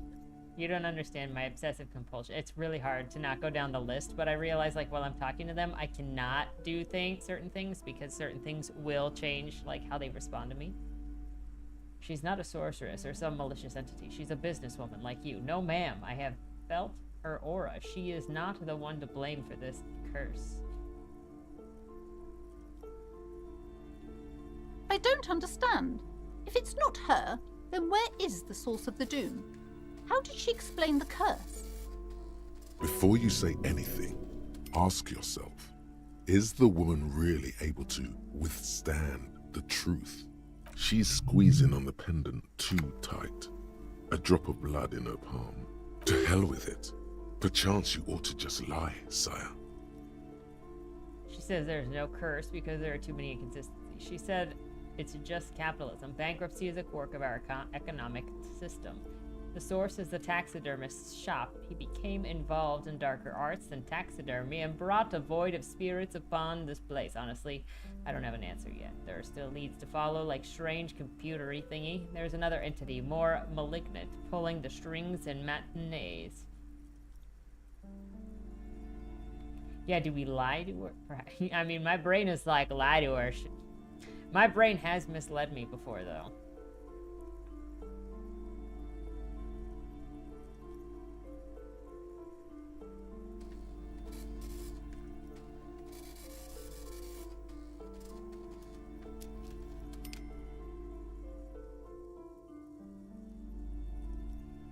You'd lie to her? Oh, how horrid! I knew something wasn't you would right be about that upfront. place. Tell me, did you find a way to break the curse? Yes, I despooked it. It's definitely gone. What does that mean? Are you certain?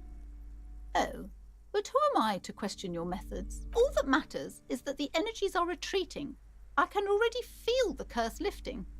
It will be a long time until we're fully free of it, of course, but still. Thank you, officer. You're Truly, welcome. you've brought a better psycho-emanation to this humble bookstore, and She so badly wants this to be over. She would have believed anything. All right, then. All's well that ends well. Got him. Ask the little girl and the fishing. We gotta go do that. I feel like, wasn't there a gun under?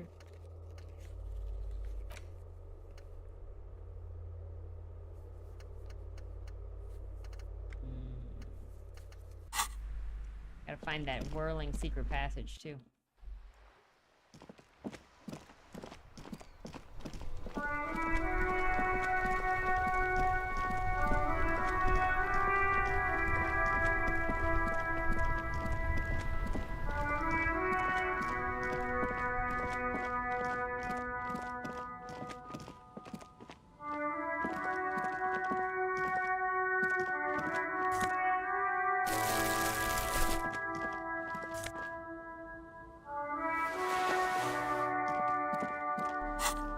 Compared to what I'm wearing now. Interfacing versus electrochemistry. What is the difference here?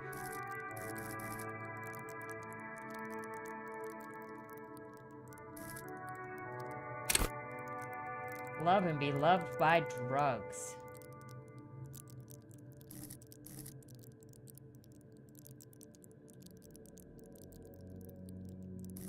Where is interfacing at? There it is. Pick locks and pockets.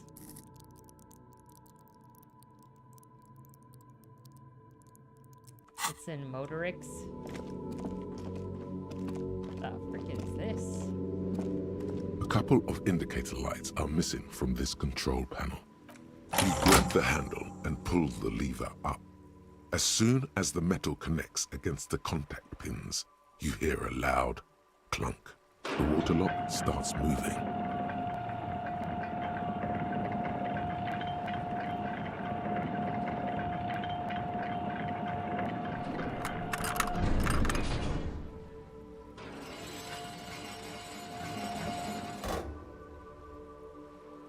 Okay, if we ever need to get to the coast, then this is the way.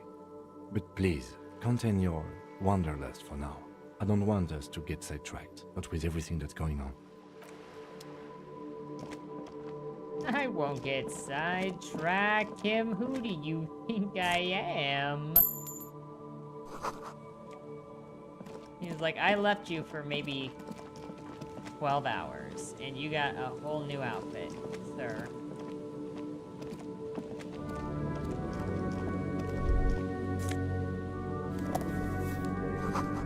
Traffic beyond the gate. We are an on-track...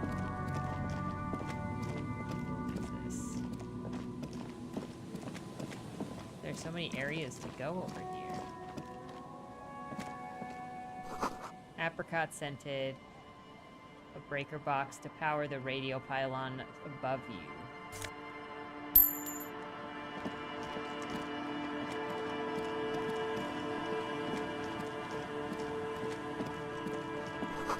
Someone has broken down the fence with barbed wire.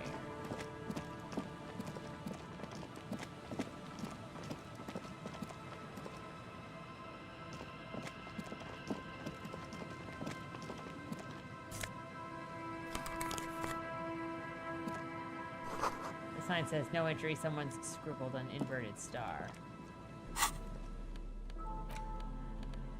Look at these fancy. Empathy is +1. Logic is -1. What's our logic? I mean, we could use more empathy, dude. We've got, like... Let's go. We're doing it.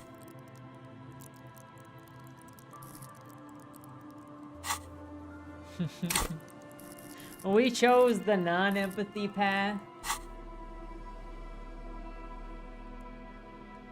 We can always go back to our logic glasses, but like, don't we have quite a bit of logic? Somewhere, intellect, logic, never mind, we don't. We could. Look, and now it's there. We good. I should wait. Just use that later. When I determine what I actually need it for.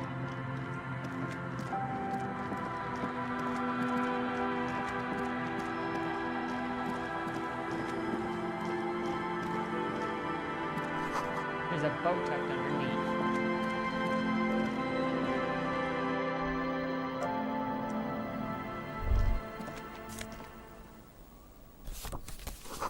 The cold breeze is enough to make the wall planks creak. Ooh. Oh my gosh. You see a dark red chair. You know what it's time for. Oh, I thought it freaking bow tie. I thought it was whatever. I thought I was gonna replace the hat. Whatever. We're looking stylin'.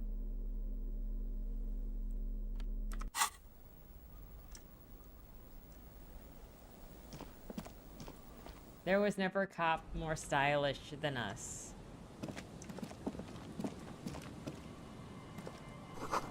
Through the broken glass, dusty shelves, and a forgotten chair. No, go back down. I wanted to look at that box. Thank you. What was over here? We'll come back. Yes? No. Formidable. Footprints in the snow.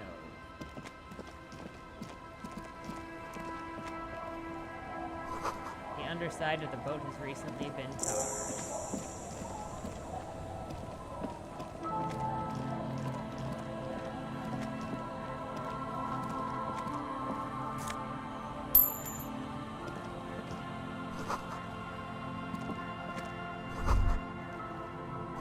Can't see in the house from this angle. Inside you hear a cozy sound of some kind of heater.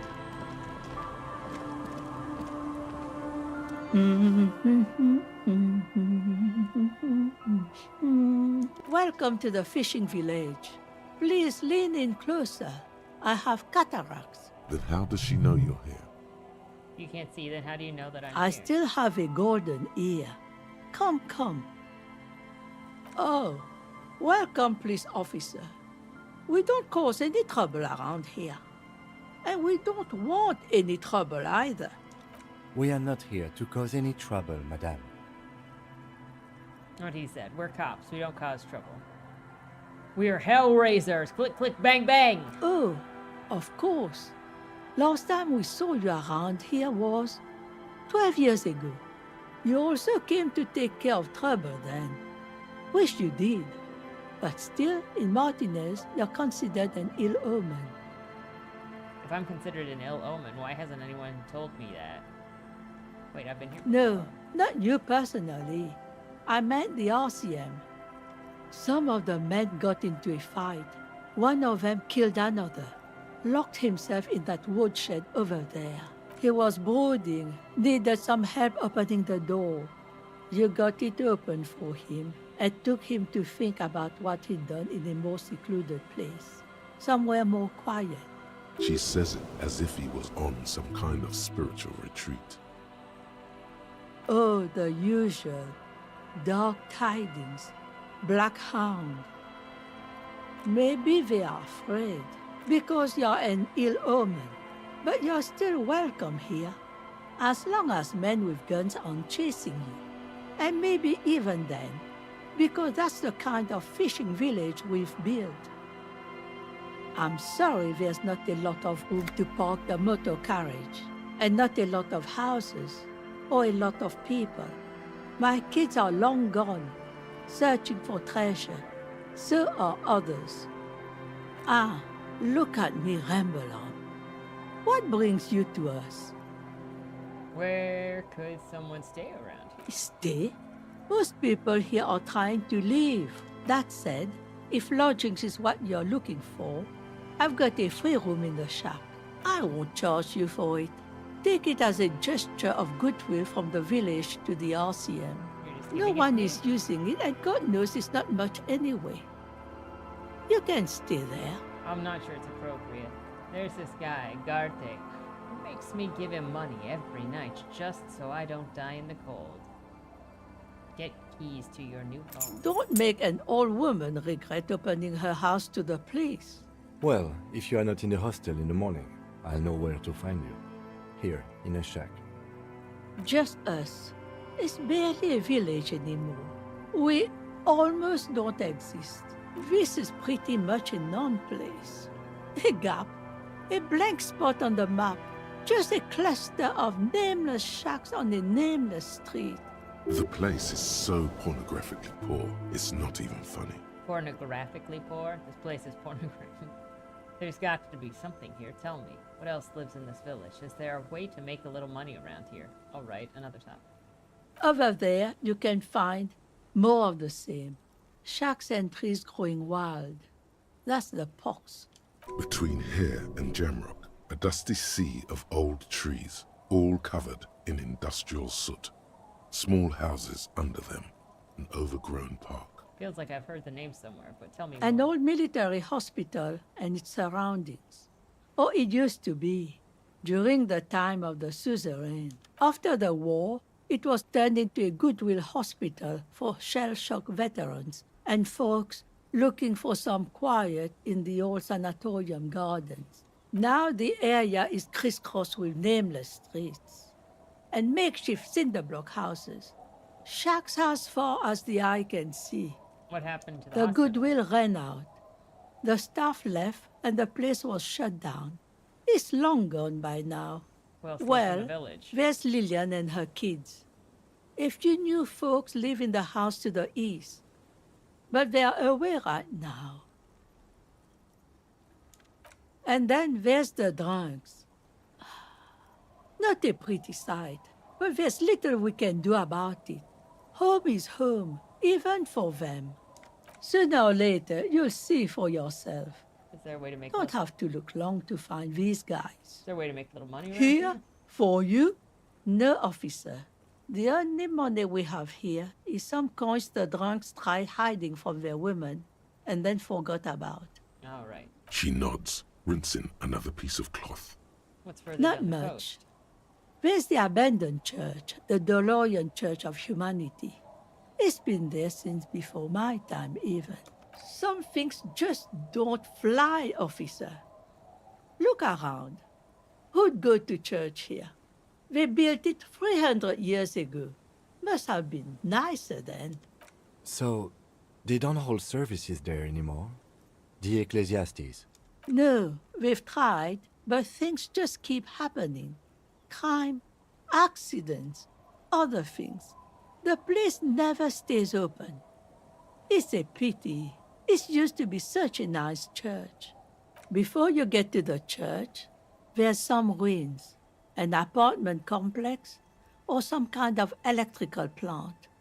Run-down bunch of houses, empty. I don't know exactly. A pre-war place. It used to be something. Before the war. I wasn't here then, you know. Was born in Samara. Anything else Of to note, note? the old fish market up on the boardwalk. But it's closed. As I said, it's a peninsula. There's no one there, just ghosts and vagrants, and teenagers making out. Tell me about yourself. Me? No one. Just an old washerwoman. Mother called me Isabel, if that's what you're asking. And my married name is Sadie. Now it's your turn, Mr. Why, I guess I will, Harry. Aye, it just rolls off the tongue. I used to know a Harry. Strong lad, but dumb as a rock. What happened? He did too many narcotics. So many, he fell off his boat and split his skull on a buoy. Folks who saw it say his head cracked open like a melon. Nasty, nasty. This is my new home then. The door has seen. I'll wait outside to give you some time and privacy to check out your new living arrangements. After we are done with the day, You know- I'll still be staying in the Whirling in Rags for the night. We'll meet in front of the shack in the morning. The key turns with a satisfying click. Should I go back to the Whirling Rag so that we could listen to that tape before I get An locked old out of my mirror room? hangs on the wall.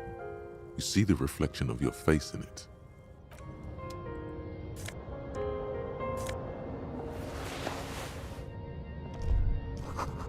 An old science fiction magazine, books about birdwatching, and Almec 30 from 39. Wait, see this church.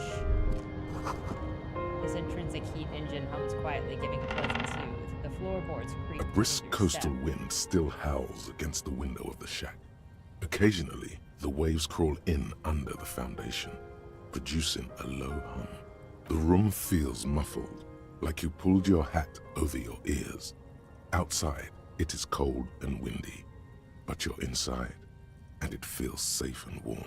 What is this place to you? My new hangout, where I could silently sit, drink, and die while looking at the waves roll. My forward base from the coastal part of the operation. It's free, good enough. I could live here. Looks like this is my new home. Wonder where the old one went. Westward, across the canal, towers the whirling in rags. Door number 1 on the 2nd floor is locked. Behind it lies a trashed room. 1 floor below, behind a counter, stands an irritable man. In a small shack in the fishing village, a baroque heater hums quietly, emanating a sense of comforting warmth. A wash basin lies on the table, the water inside reflecting the somber face of the world. Far away, on the corner of Perdition and the Main, a nondescript building, obscured in a haze. It's vacant and lost, just like its tenant. Outside, the howl of the wind has picked up. The waves crash against the stilts again. It's as if you think the thought, but in someone else's voice. Look under the floorboards.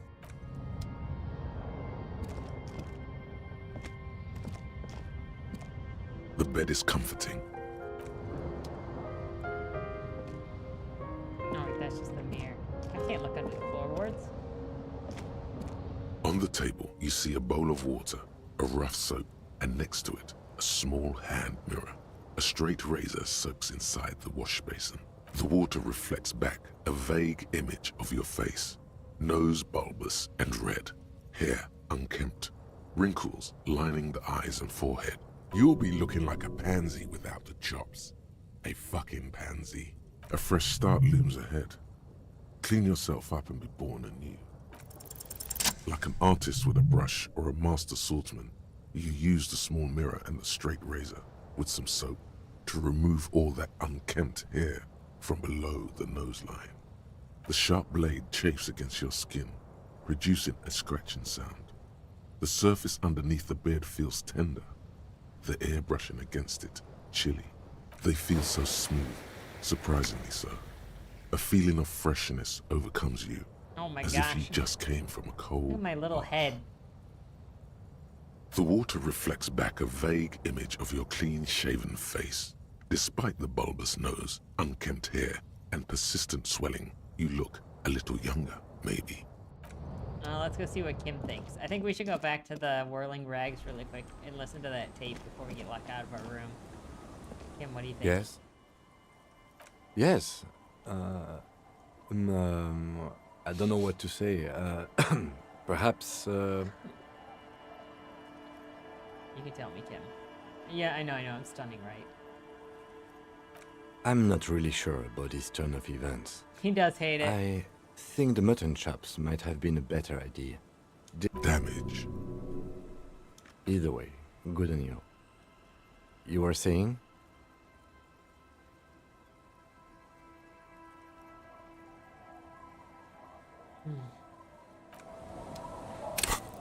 What do we got here?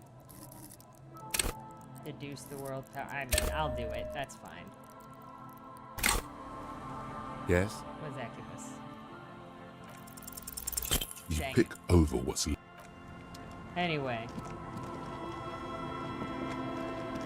Okay, we will be right back to this. I want to go and listen to that tape before I can't get into my room anymore.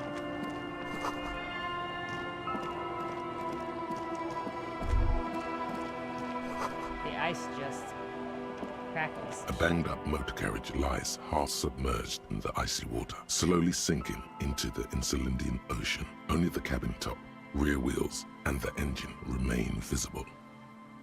My guess is it started its journey from the plaza, where it backed through the fence.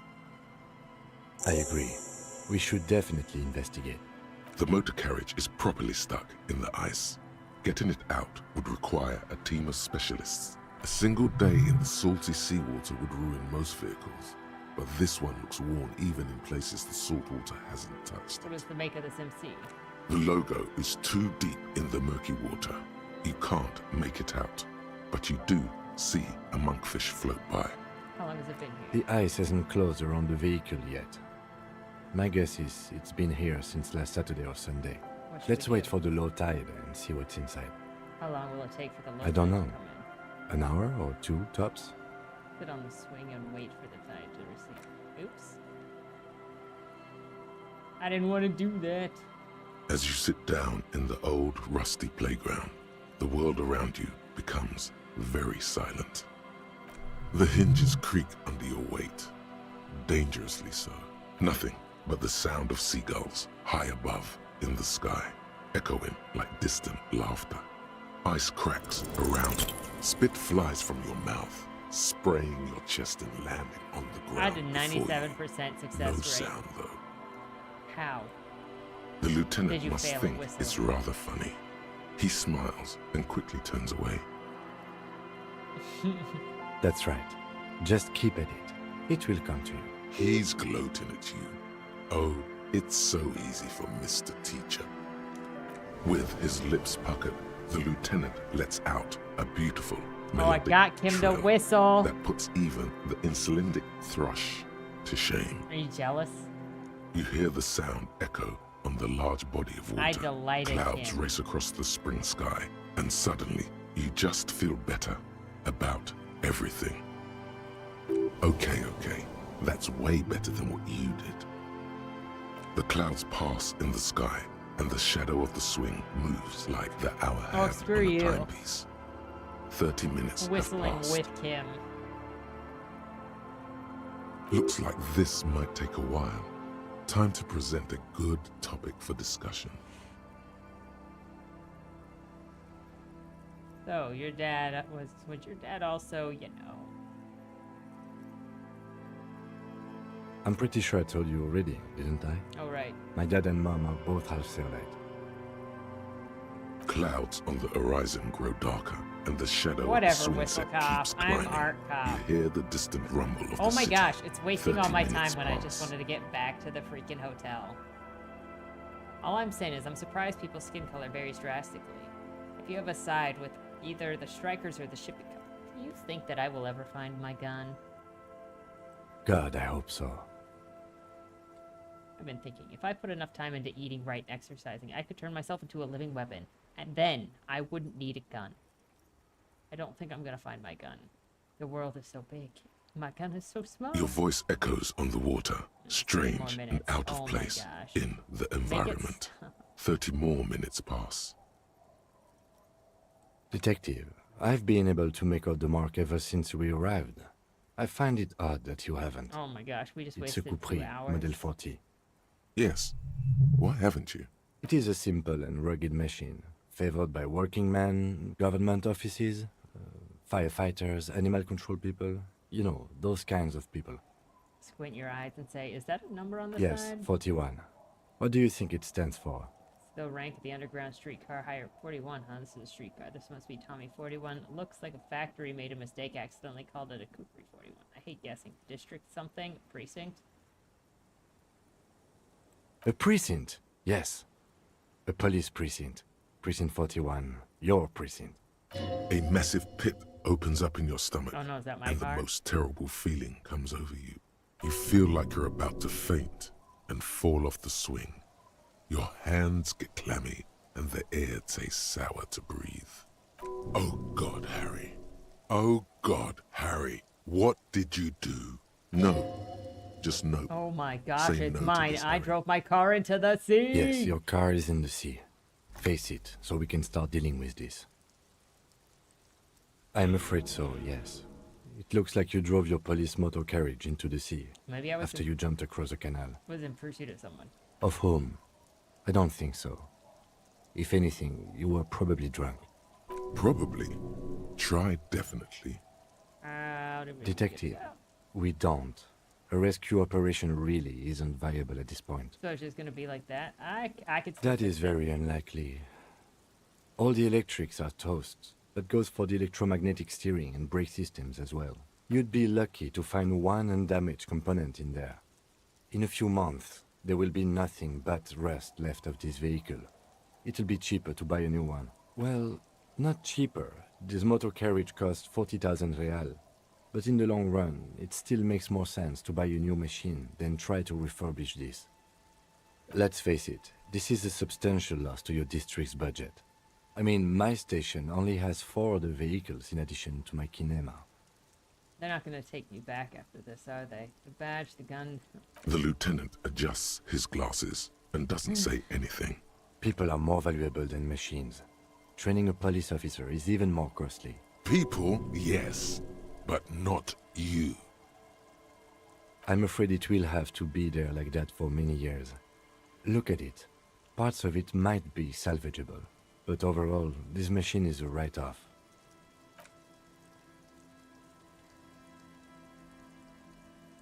Yes, let's go take a look.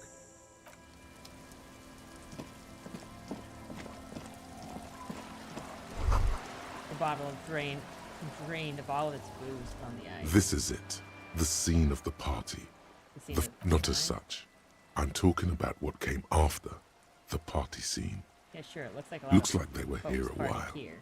Judging from all the bottles. The sunken motor carriage provided them a focal point.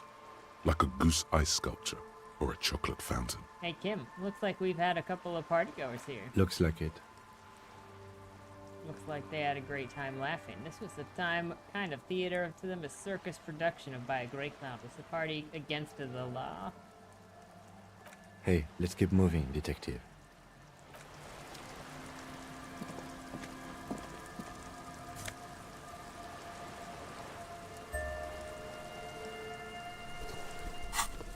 Heck yeah. Oh, we got a jacket for 1 logic. Or this. For 1 esprit de corps and 1 visual calculus. I don't know what those are.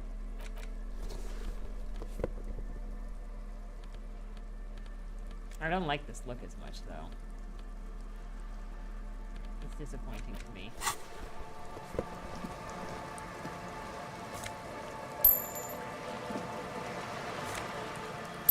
Okay, let's see if we can even get back into our room still.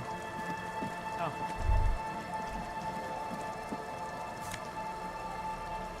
Banged up fuel canister. Freaking broken grinding axle. I had a decade of concrete deference. Children play on them now.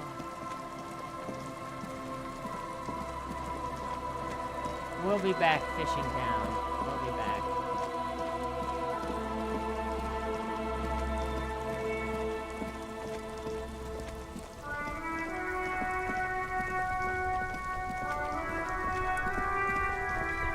Don't forget to inspect my ID.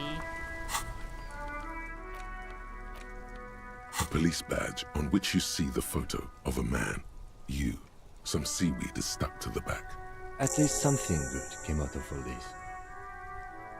Encased between 2 durable plastic sheets is a bluish card with lines of information and a watermark in the shape of the street grid of Revachol West. You see a photo, a name, a rank, a document number, the date of issue, and in the lower right corner, your precinct.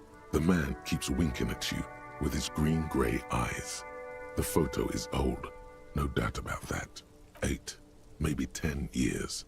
The guy in the picture is rather good looking. He's got a nice haircut and is distinctly lacking in massive sideburns. What do you think?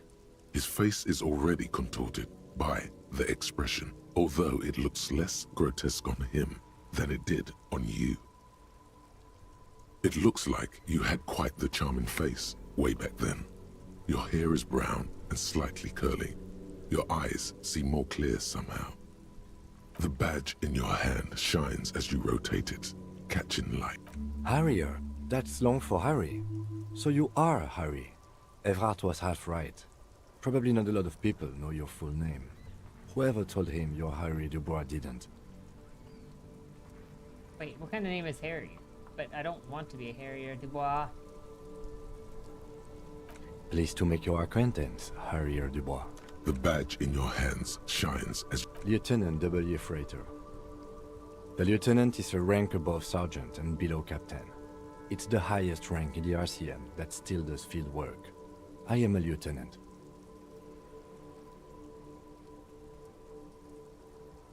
The title of Yefreitor is added to your rank when you decline a promotion to a higher rank.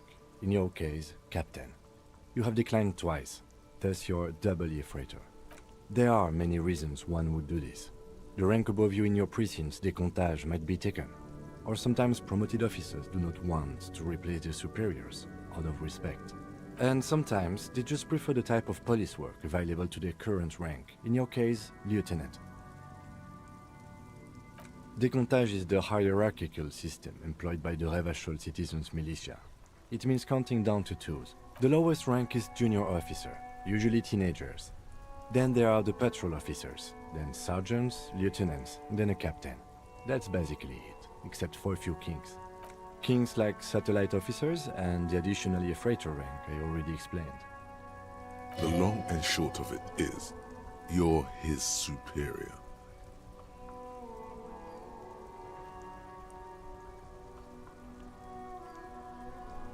My pleasure. Yes, apparently you've had a rather successful career in the past, and this leads me to believe maybe your current situation is only temporary. Thanks, that gives me hope. Good. Such a small yet precious thing. Expensive paper caught between thick plastic, like a fly in amber. It reads. That's just the serial number. Revachol, Jamrock, Precinct 41, with some numbers thrown in there for good measure. 4 months ago. I'm guessing that's when you were promoted to the rank of Lieutenant Double Yefreitor. A new badge usually comes with a new rank. You seem to have been doing well then. The pain in your chest tells you you were working yourself to death to earn that rank. The case created a lot of edge you have to take off. The death march really gets us going. Yes, it's the designation of your precinct. 41, like mine says 57. The 57th is mostly industrial harbor, a lot of asphalt. The 41st is... it's a tough station to work in. You have all of Jamrock to cover. That district should have 3 precincts, but money is what it is. But then again, it's a legendary district, and a hell of a station too. It must be an honor and a curse to work with people like Price, McCoy, Berdiaeva. He knew all those people, although they're not from his station. They must be big. The badge in your hand shines as you...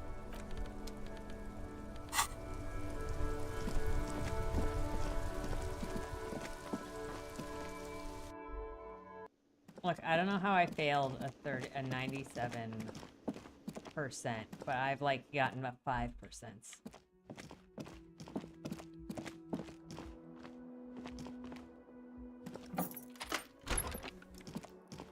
The compact tape player. There's no fixing this one. This would have been very helpful with the Megamix, but it isn't anymore. My Kinema only comes with radio. Let's try to find a new tape player. Perhaps we should talk to Roy at the pawn shop. We will do that on our way down, since we are going back to the fishing area. Who doesn't want a new music player on the way back? Hey, hey. Hi again, Gendarme. Oh. Bye-bye, Gendarme. What happens if I do composure? Where is composure?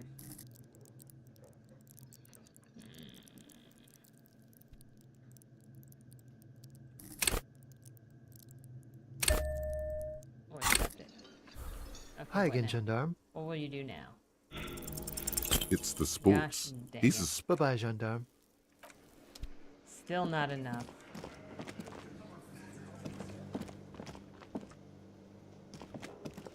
You see ahead. What if I don't want to accept the sports? The man ponders. Who in here is the one that can get me in the secret passageway? Oh, hello, dear. There you are again.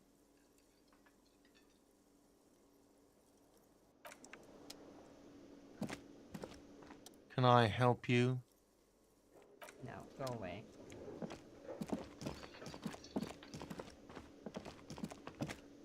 Yes?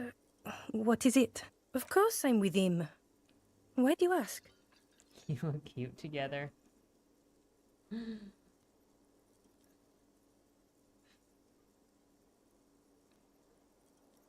And you look like you don't bathe, on principle. Please, let's not turn this into another exchange. Of course I'm with him. You're an asshole. You know what? Maybe we're both assholes. Please.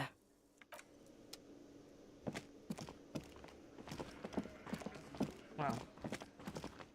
Goodbye. We gotta go get our music player. And we will get a music player.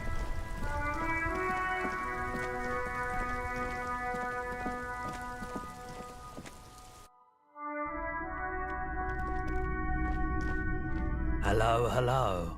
Let me know if I can help you with anything. You know, first. Sure. Let me have a look. Anything else you're thinking of selling?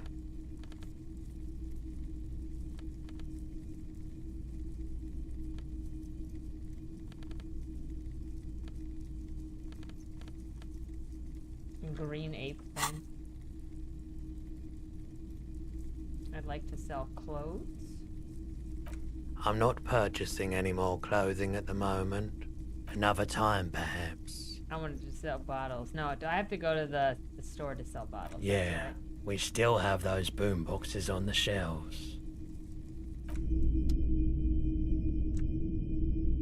Those boom boxes? The boomboxes wait on the shelves.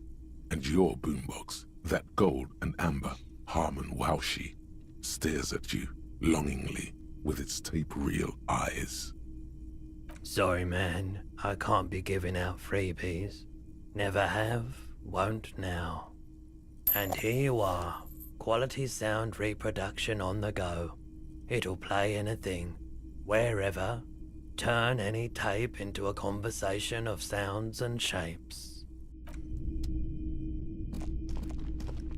Okay, let's go stand in the middle of nowhere, Kim.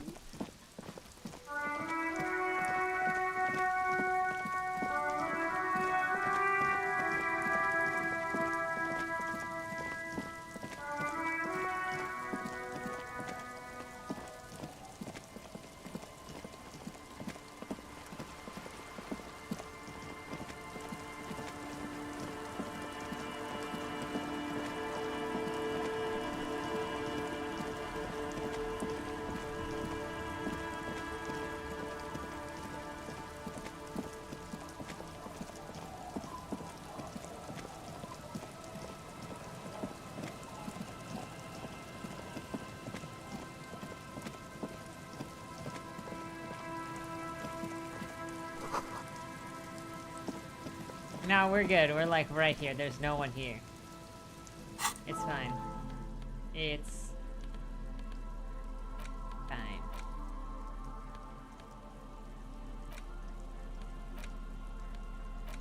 The porter reel is just what you needed.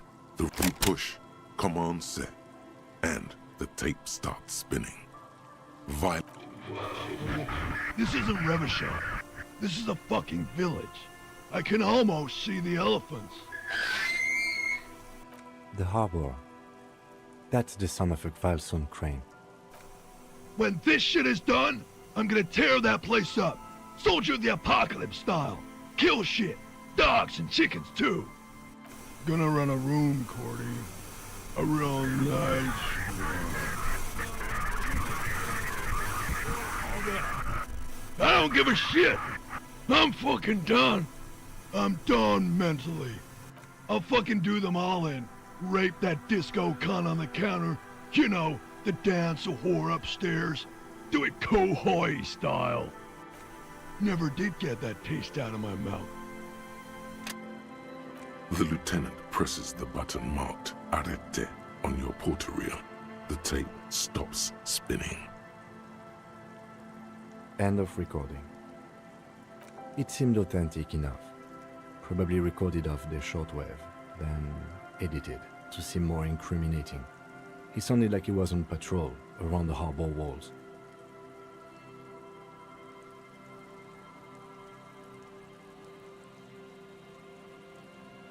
still. One of the other mercenaries, I think. The one he was talking to. A friend of his? A village on the Samaran Isola, in South Safre. Grad committed war crimes there, the kind of thing he talks about.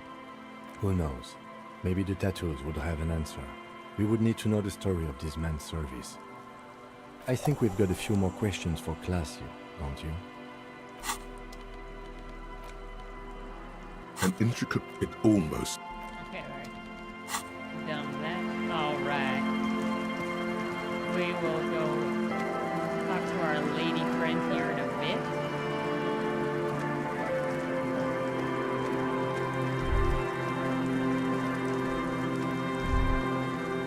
Sounds of the life in North Washboard Scrubs.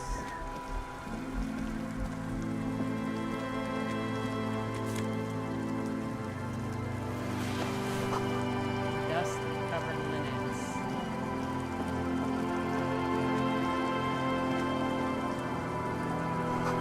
White curtains have been drawn and shut. No looking in. Wedding stone, well worn and covered in rust.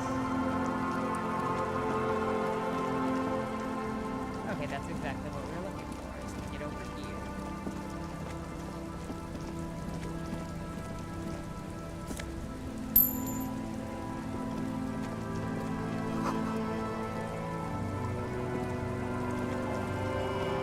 Hi, officer. Anything I can help you with? Depends. Where exactly are we? A fishing village on the seashore. This place doesn't really have a name. It's sometimes called Elysium. The sign on the street leading here is illegible. Has been since they built this place. The name is Lillian. People call me Netpicker. I think I have time for questions. And that was actually the second one. Looking for someone, maybe Let's you can see. help me.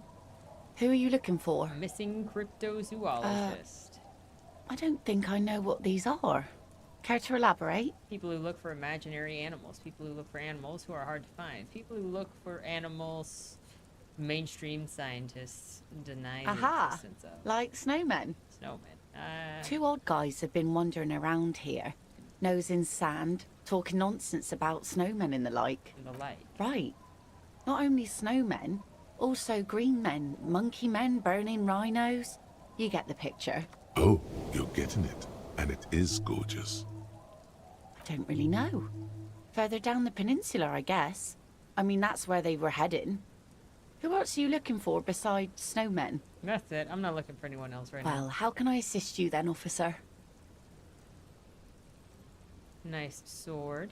Does it have a story? Unfortunately, the factory sold this one with a 3-year warranty instead of a story. It's to intimidate folks, mostly. It is imposing. It's a regular mass-produced sword, like a shovel or an axe. Nothing fancy, just for intimidation. Why do you need From time to intimidation time, tactics? people need a lesson in respect. That's just the way it is. Back in the day, I caught the eyes of many men. And believe me, men need a lesson in manners from time to time. Can I borrow your... No, I'm afraid not. Tempting to confiscate the blade I used to keep these animals in check. You would put me in an early grave. Is she flirting with you? A little? So where are all these Some men went now? to patch their wounds, their lesson learned. Others were more thick-headed. And one of them, I ended up marrying. They're all thick-headed. Where's your husband now? Gone. No. Disappeared. Sounds like a missing person. It absolutely does not. We are not going to look for him. No. There's nothing to find. He's dead. Lost to the waves. He didn't respect the sea. Went out there, drunk like a skunk, and sure enough, one day the boat was found floating empty.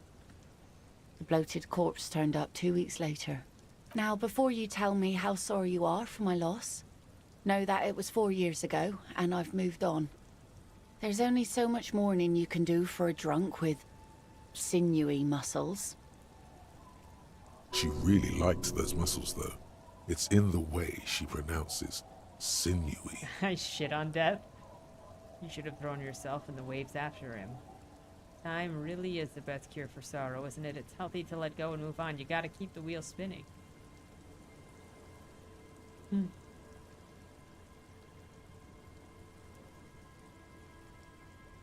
Us working folk don't have the luxury to be bedsick with melancholy. I buried him, mourned for an appropriate amount of time, and went on. Life didn't really change that much for me and the kids. This is neither a touchy nor a very interesting topic for her.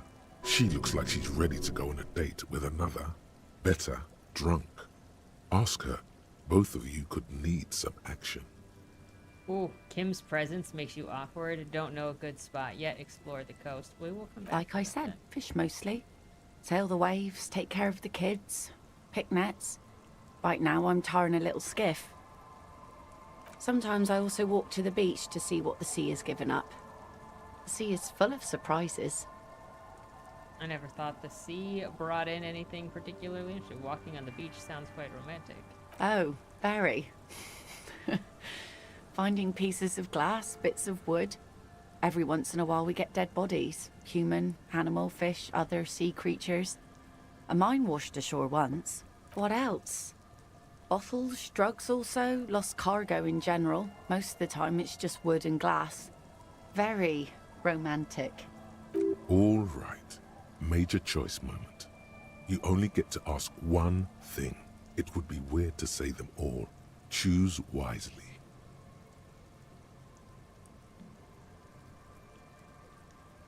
Well, you're barking under the wrong tree then, officer.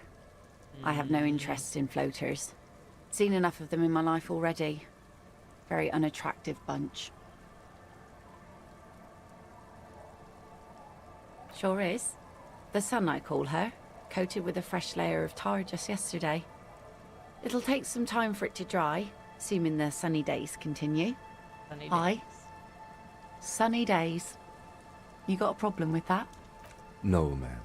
We have no quarrel with sunny days. Good. It would have been bad news had it turned out it wasn't a sunny day. Bad news for the skiff, bad news for the nets, bad news for the kids. There's a moment's silence. She looks at the rain streaming down the yellow belly of the boat. In time, when the sea turns and the winds settle, she will be ready. Waves wash the sand. A skiff moves across the mirror-smooth sea, far away from here. A lone passenger, a fast sloop in the distance. White sails. Damn! Planks creak beneath your weight. I've been missing you all day, Sam. The ladder leads to the school of fish swimming in the kelp.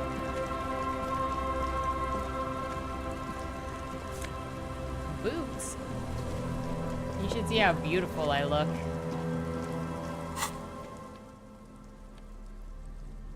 Composure once -7. You can. Heck yeah! What kind of pants do we got? The Kingdom of Conscience versus -1.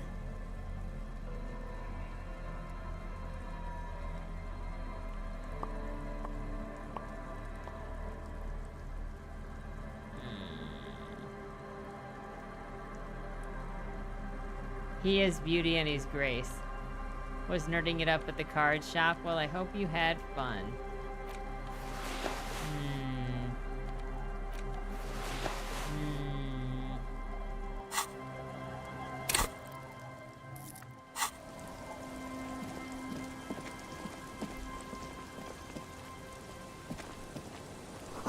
Street sign is illegible before the... Hard to see detailed color. Oh my gosh, children over there.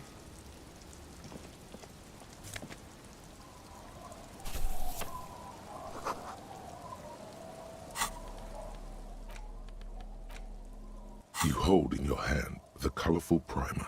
The title reads, A Primer for Small Kids. There's a bear involved. This book will show you the score. Get you oriented with those basic concepts you appear to be hazy on. The anthropomorphic bear will give you the lowdown of your life. The alphabet. Every page has one word designating one letter of the alphabet with a faded illustration. Most of them are scientific and cultural principles. It goes as follows.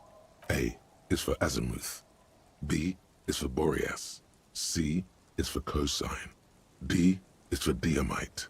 E is for ellipse. F is for phlogiston. G is for gamut. H Education is for top. homeboy. Homeboy. I is for econ. J is for Ura. K is for collapse. L is for laudanum. M is for myriad. N is for nadir. O is for aureole. P is for perihelion. Q is for quasar. R is for rhododendron. S is for sinus. T is for tricolor. U is for ultra. V is for vector. W is for Wahrheit. X is for xylophone. Y is for Ustava. Z is for zenith. Can't believe W is not woman. That's it. You know the alphabet now. Kim, I know the alphabet now. I also know the alphabet. Hell yeah. Alphabet Club, Kim. Hey kids, what's up? The scruffy-haired little boy kicks a stone. He can't be more than 5 years old. The other one looks indistinguishable from him. He watches his brother kick the stone with his tongue lolling out of his mouth. You must be Lillian's twins. You guys look identical. The stone-kicking one becomes frantic all of a sudden, as if that's something to be scared of. The obvious fact that you just stated.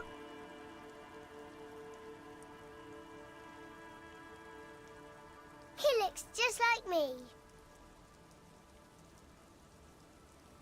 Yeah, The boy doesn't answer. His brother throws another rock. Both of their hair is covered in some kind of dirt. The rock kicker was just being shy, but now he's enthusiastic again. You're bad with kids. Yes, I am. And what are you, a kid master general? Is it possible to be good with kids? They're too stupid. Don't worry, everyone is. How about we do some police work now? We're not getting anything here. This one doesn't say anything, kicking the concrete with his worn-out sneaker. Lily's our mum. The stone kicker laughs suddenly. His head is too large for his shoulders. The other one laughs as well. The stone kicking isn't even of very high caliber. Children are stupid. Anyone can do that. I don't think Kim wants to stand here and listen to us say that.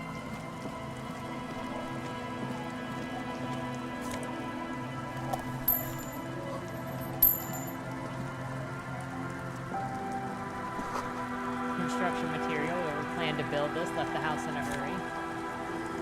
We are not. It's, I didn't say it, so,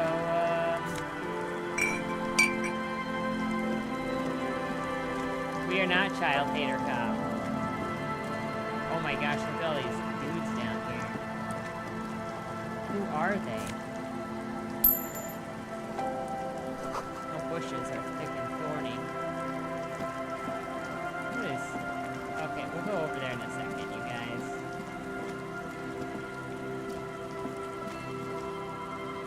Yeah. Alright, guys. Hey, tequila! Idiot doom spiral. Oh Good no. to see you. How's business? How's the whole reality situation treating you? So what's happening? Wait, tequila? Yeah, Tequila Sunset. How are the, high concept, reality-based adventures It makes me proceeding? aggressively sad. Don't know. People tell me I'm a cop, and I'm getting used to that. I have re-entered reality to conquer it, to bend it to my will. I am the law. That's the spirit. I used to shape reality into my image, long time ago. Those days are over now. This shit saying Lycra's TM jacket. Sadly, things aren't going that well in Idiot Doom Spiral Land. Haven't found those keys yet, haven't won that great piece of ass back. No word from my business buddies. Idiot Doom Spiral, huh? This is bound to be a good, high-concept conversation. What are you guys guys do? We are saving the world. Please! Please Don't call go. Abigail. Don't go! Okay, we're drinking. How do you know this man? We're drinking alcohol. That's what we're doing. I tried to save the world once, a long time ago, with enterprise, creativity, and willpower. But that didn't work out. So now, it's a pirate's life for me. It's you. You're Tequila Sunset. We've met before. Don't you remember? Maybe. You look like you want to know how Tequila Sunset came to be. You look like you want to hear the tale. Let me take a sip to moisten up my chords. Tequila Sunset rolled into Martinez last Friday. And by Tequila Sunset, I mean you. The man, the myth. Did we meet on today? Hey, let's not jump ahead of ourselves. This is your story. Stop interrupting. You got here on Friday to solve a case, hoping to be the early bird who gets the worm. And by the worm, I mean the buzz. Because as far as I know, all you did was get pissed drunk. Word on the street is you went around the local hostel telling people that you're a police officer, and that it would be really fucked up if you shot yourself in the head right in front of them. That's pretty high concept, if you ask me. It is. Oh yeah, that's totally your style. The lieutenant's brow is furrowed. He's listening as casually as he can. It was a late Saturday night when we, Kim is the interested. Union of Moribund Alcoholics, were getting our drink on. Nothing remarkable about this. We get our drink on 24/7. Makes everything warm and glowy. I trust you know the feeling. One moment we hear the sound of a motor carriage revving up somewhere on the plaza, followed by a series of dings and bangs. Do you remember the sound of wood cracking? The billboard? Naturally, loud noises pique the interest of anybody owning a pair of ears. That's just the reality we're in. Naturally. Anyway, there was a brief silence. A gasp of silence, if you will. Followed by a real commotion. We heard the carriage careening towards the coast at top speed. Sounded like someone jumped the canal. We grabbed our brewskis and rushed to the jetty. Never underestimate the speed of an alcoholic. What we saw was a sight to behold. A beat-up police carriage containing you. Right there on the beach. You revved the engine and screamed at the top of your lungs. "The time hath come!" So, naturally, being the curious cat I am, I asked what time hath come. The time hath come for Tequila Sunset, the end of all things. Say nothing. It's more dignified that way. Every word I said was true. Tequila Sunset will break the looms of reality. Yeah, looms. Why not? Then you jammed the pedal and plowed right off the jetty and through the ice. Your hands cramp on the steering levers. We ran towards the ice whilst you crawled your way out, miraculously unhurt, covered in seaweed and shit, like some kind of sea monster. When we finally got there, you were sitting on the beach crying. You said that your badge and uniform were in the car. It was too late to get in there, though. The carriage had sunk too deep. Recognizing a brother in need, we offered our condolences and invited you to party with us, which you naturally agreed to. What else was there to do? Thank you, brothers, for your helping hand. We asked about the whole Tequila Sunset thing, and you told us it was your name now, and insisted that we all call you that from then on. My real name is No, that's just what your mother called you. Your real name is Tequila Sunset. Just embrace it, brother. Ours. It was an all-night drink-a-thon.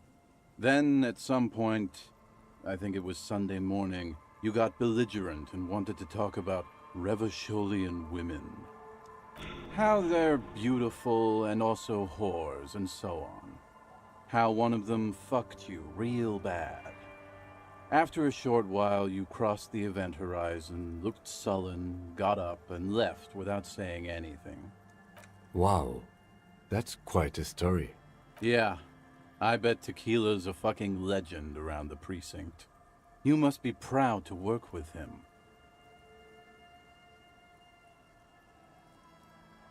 If you only knew. Did I tell you anything specific about the person that fucked me? Did I mention losing anything else?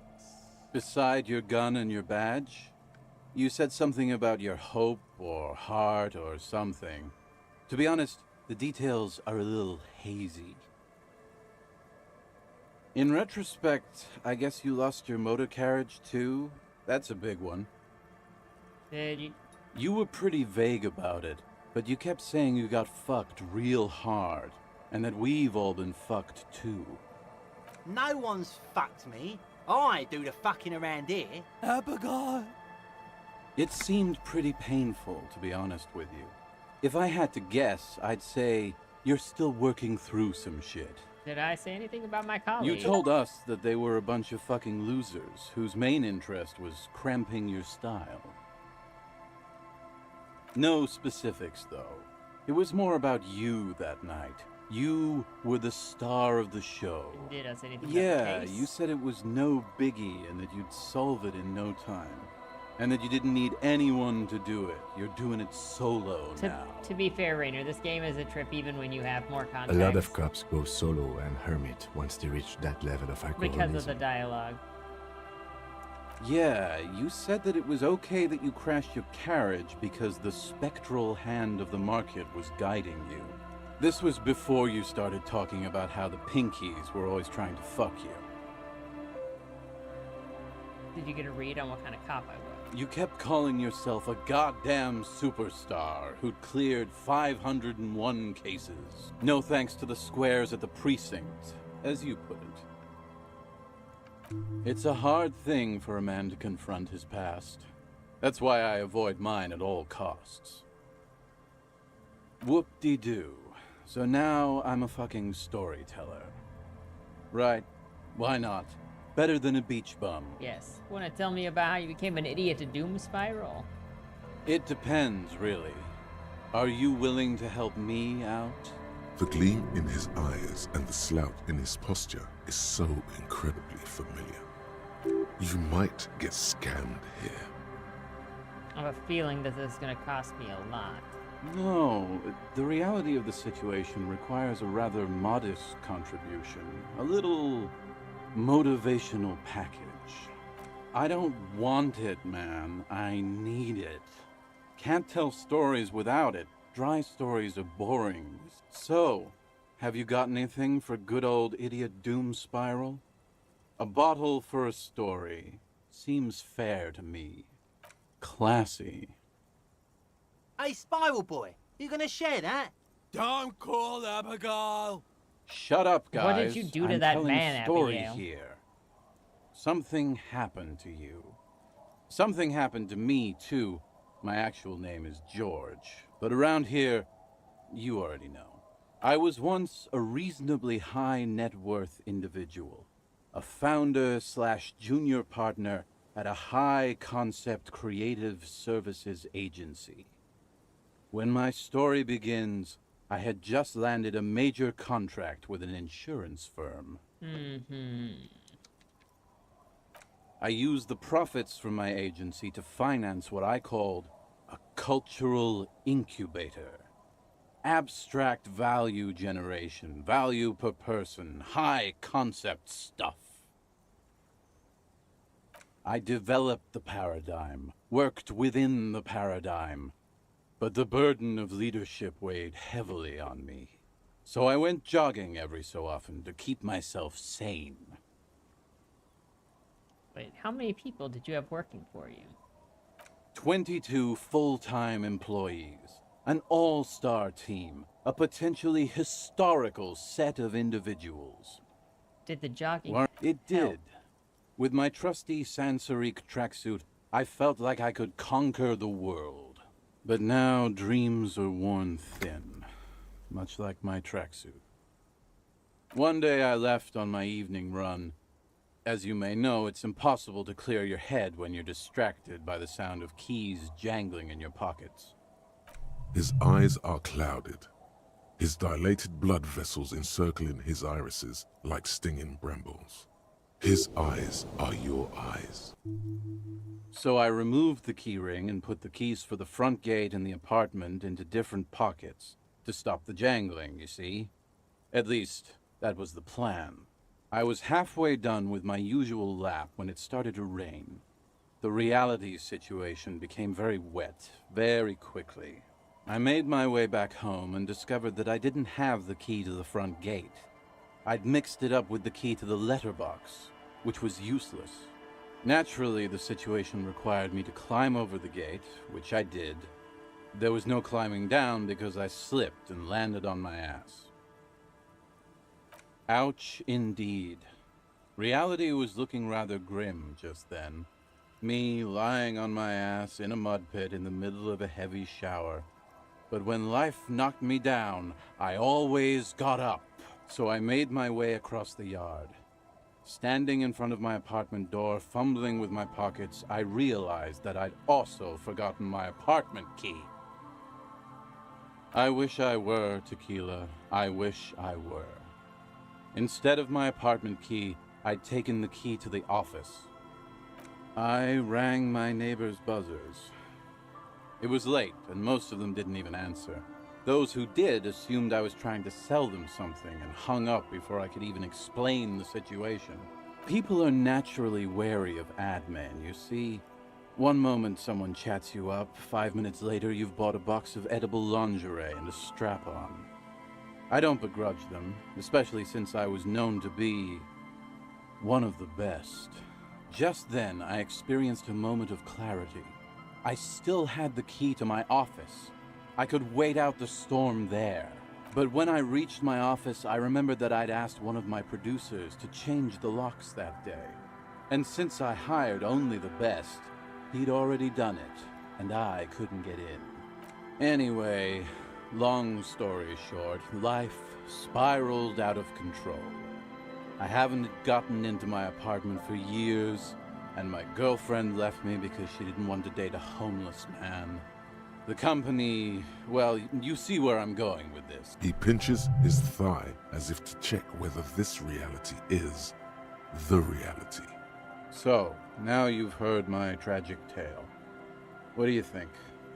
Like nothing you've ever heard, huh?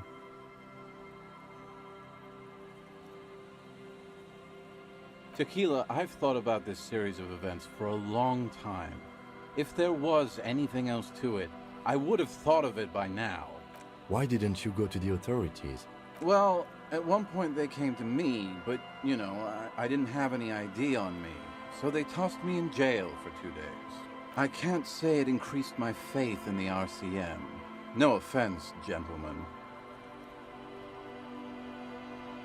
Yeah, maybe I've exaggerated certain parts over the years. When you tell a story too often, it begins to take on a life of its own.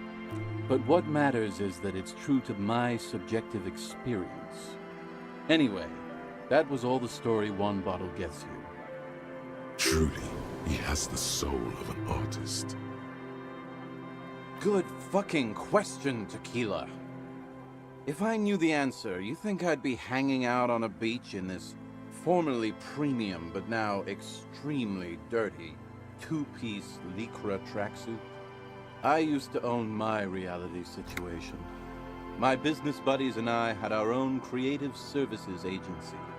I had a nice apartment, an even nicer piece of ass. But somehow it all got away from me.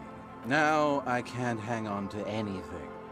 Just last week I stole this nice new jacket, but then I lost it too.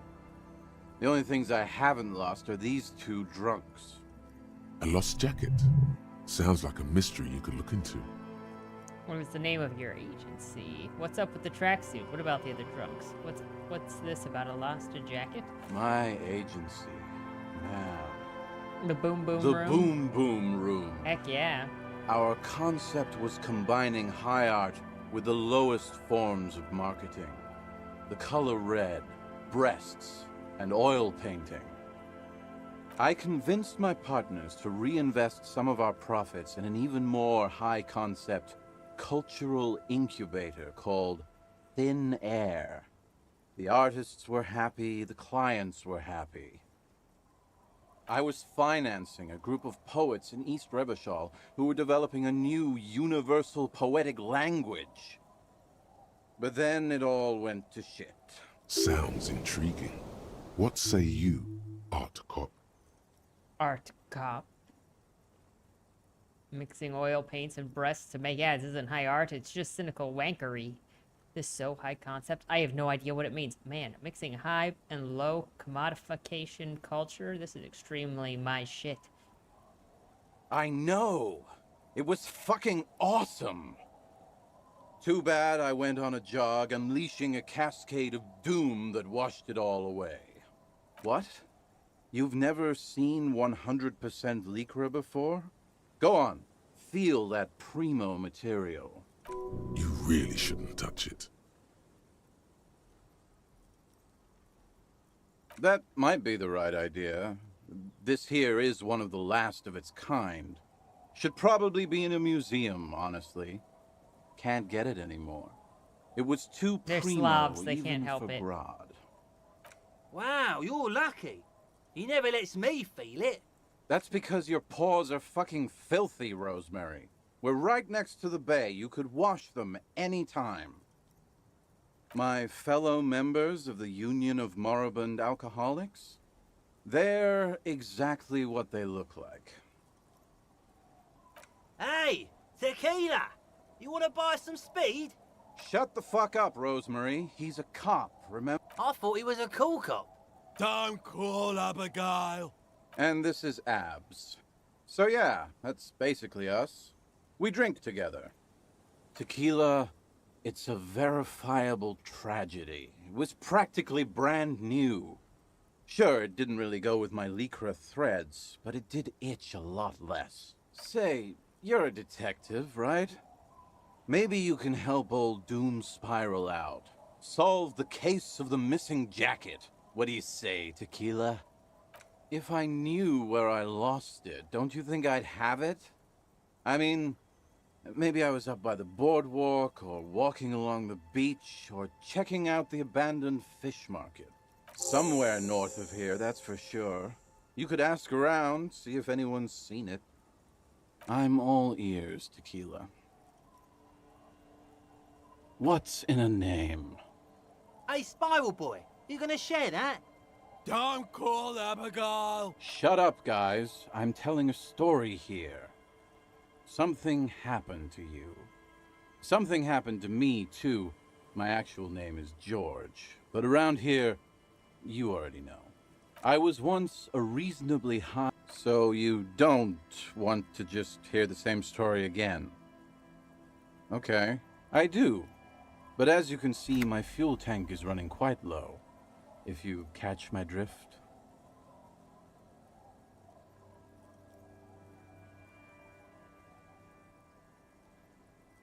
Cottonmouth is keeping my tongue imprisoned.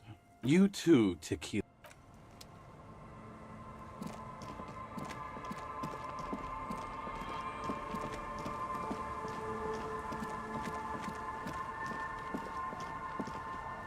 The worn and beaten wooden planks of the bench do not look overly comforting. We can sit. You can revisit the bench if you ever need to pass the time when Lieutenant Kitsuragi is gone. Ooh, a new skill point.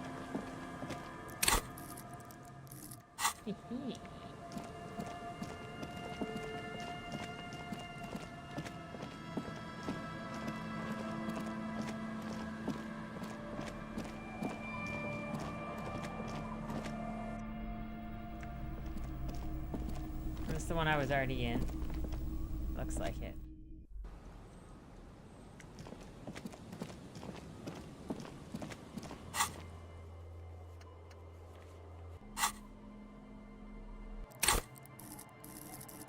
What do we want to spend skill points on? I don't know. Look at all that we can put in conceptual calculus. Make laws of physics work for the law. I don't even think I've seen that being used before.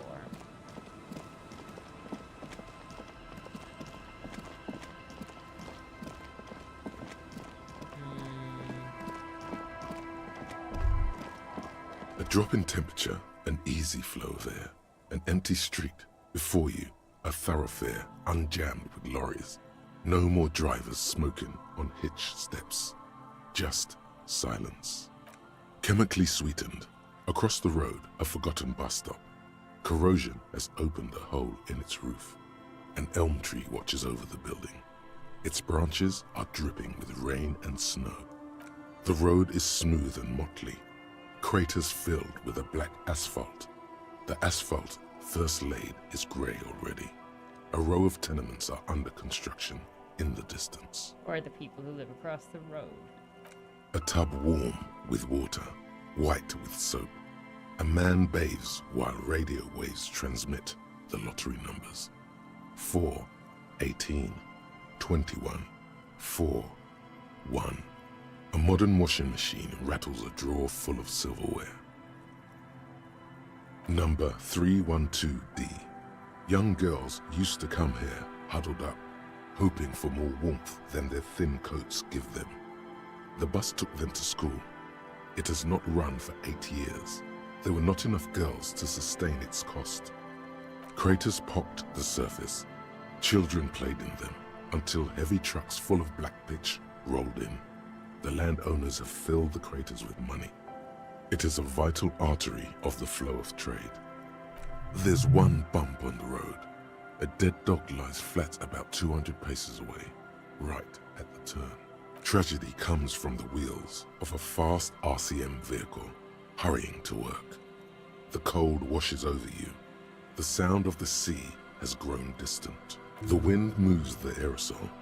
A detective stands behind the boom barrier. A breeze moves a curl of his hair.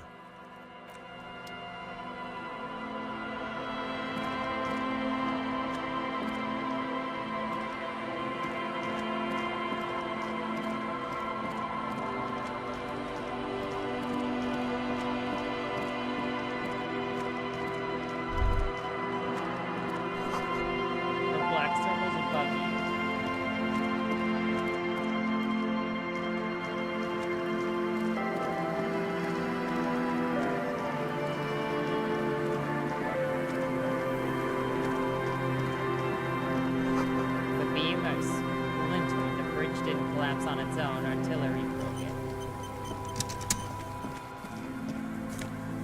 Money!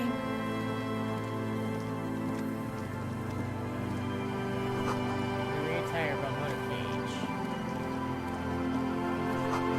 Rusty letters, grade Lazoo. Quick travel unlocked. Kick drum pulls. The music is coming from somewhere over the ice. The sign reads St. Brune, 1147. Dusty pews in the shadows. Let me see.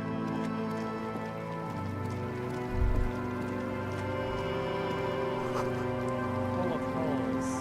Could the posts hide treasure inside?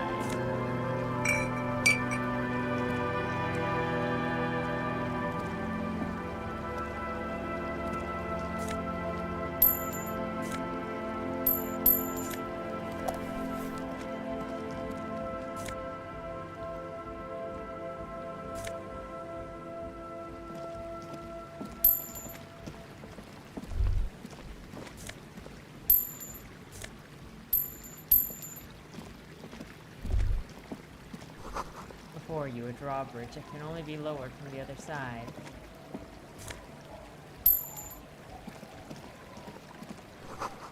A school of fish huddled around the fence post, scattered into the darkness.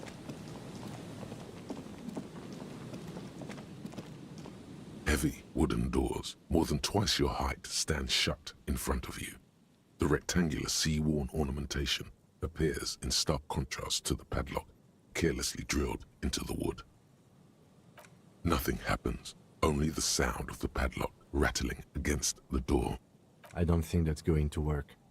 The carving on the door is block-like and angular, like the church itself. 2 large beams shoot downwards, sinking into the wood before they reach the threshold. The surface is smooth from the wind, but moist to the touch. Take a closer look. This cheap-looking padlock is sturdily built. It shackles together a hasp and a staple screwed into the wooden door. The lock is adorned with a yellow sticker. It'll be easier to break the staple than the lock. Also, that sticker is interesting, somehow. You see a yellow circle with 2 X's and a big curve below them that looks like a mouth. You're pretty sure you haven't seen it before, but what the symbol depicts is clear enough. A smiling dead guy. The curve makes it smile, and the X's make it dead. There is something blindingly modern about this symbol. Its modernness puts to shame everything you've seen before. He takes off his glasses and uses a blue handkerchief to thoroughly wipe them clean before inspecting the sticker. Then he looks up, pauses, and replies. No. Looks like a dead man smiling. Suggests junior delinquency. I haven't seen that sticker before, and I'm not a youth. I agree, it's very modern, but does the cheery guy not know he's dead, or does the dead guy not care that he is? That level of conceptual thinking is not part of my skill set. The padlock passes through a staple that's been hastily attached to the wood. Closer inspection reveals that one of the screws is not a screw at all, but a nail. The work has been done recently and is unprofessional, to say the least. Should you want to get through, it might be easier to just pry the whole thing off. This cheap-looking padlock is sturdily built. It shackles together a hasp. It'll be easier to break the staple than the lock. Also, that sticker is interesting, somehow. There's nothing like the sound of a sticker unpeeling. Now it's stuck to your thumb. Looks like today was a gold star day. If you... Yeah. Oops. Sorry, Kim. I didn't mean to cut you off. Heavy wooden doors, more than twice your height, stand shut in front of you. The rectangular sea-worn ornamentation appears in stark contrast to the padlock, carelessly drilled into the wood. A minute or so of mauling away at the lock has led to no success. The pry bar in your hand has given you 0 mechanical advantage. I'm not as sturdy as you are. I have even... The doors remain. Okay, but what if? Do we have physical instrument? Put it. We have the skill points. Let's go. Heavy wooden doors, more than twice your height, Like, you jam yes. the pry bar between the lock and the staple and apply force. Your biceps bulge from the strain. The metal creaks and squeals. The pathetic old wood, rusty screws, and one nail stand no chance against the forces of leverage. From deep within, suddenly, the pry bar snaps. Metal shavings fly everywhere. The upper half, between the lock and the staple, falls to the ground with a thunk. The broken edge of the snapped pry bar is smooth. Took the tip right off. I don't know. You don't? Or maybe we'll find a new one. I don't carry more than 1 pry bar with me. I thought this was a lousy way to enter a place of worship that's already in disrepair. I guess the church agreed. Heavy wooden doors, more than twice your height, stand shut in front of you. The rectangular sea-worn ornamentation appeared. Apparently that did not even... We just reused... the crowbar. Tatum, you just sat on my earbud, my headphone. It's fine. We'll go in a second here. We're just gonna stop right up here. A dead phone, a smashed receiver, someone worked hard. Someone must have worked hard to smash this plastic dome. A metal payphone under a yellow plastic dome. You could use it to call someone, unless you're out of change. rattle the doors again. We'll go through that in a second here. You hear the tone. Calling. Still calling. End of tone. Pierre? Is that you, Pierre? Do you have any news about Pierre? He's my sister's grandson. He used to visit me as a lad. Fine young man. But who are you then? A salesman of some sort? Modern goods are rubbish, and I can't afford them anyhow. It's a shame what you did to our country. To hell with the police. To hell with you. Her voice is drowned in white noise. Well, rude.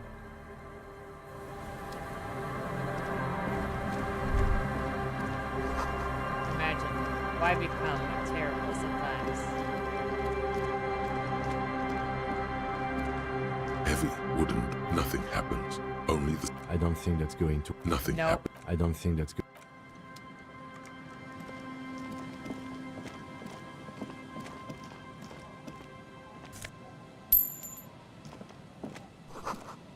Altar shrouded in dark or something like that. It's too dark to tell.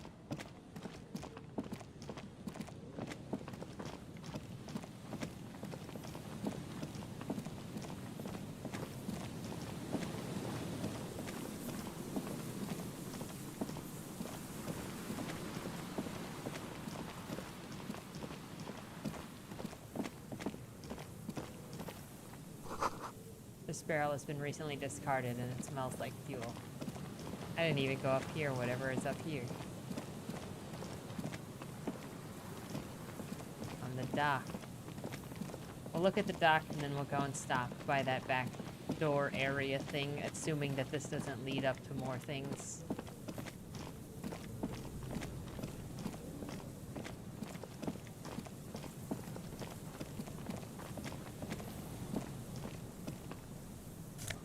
Money.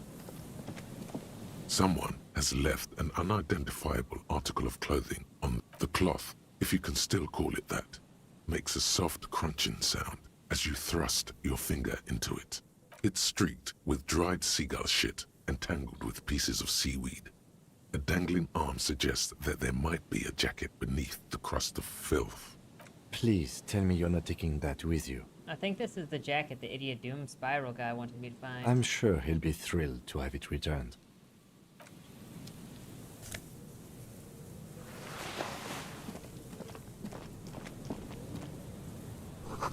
Makeshift roof. Vagrants have tried to make this boardwalk habitable. Postcard. Coin-operated weighing machine. It's been here for decades. Ooh, glasses for encyclopedia. You mean I can put those on and then look in the mirror and maybe have a better chance of doing whatever it is I can do with fear?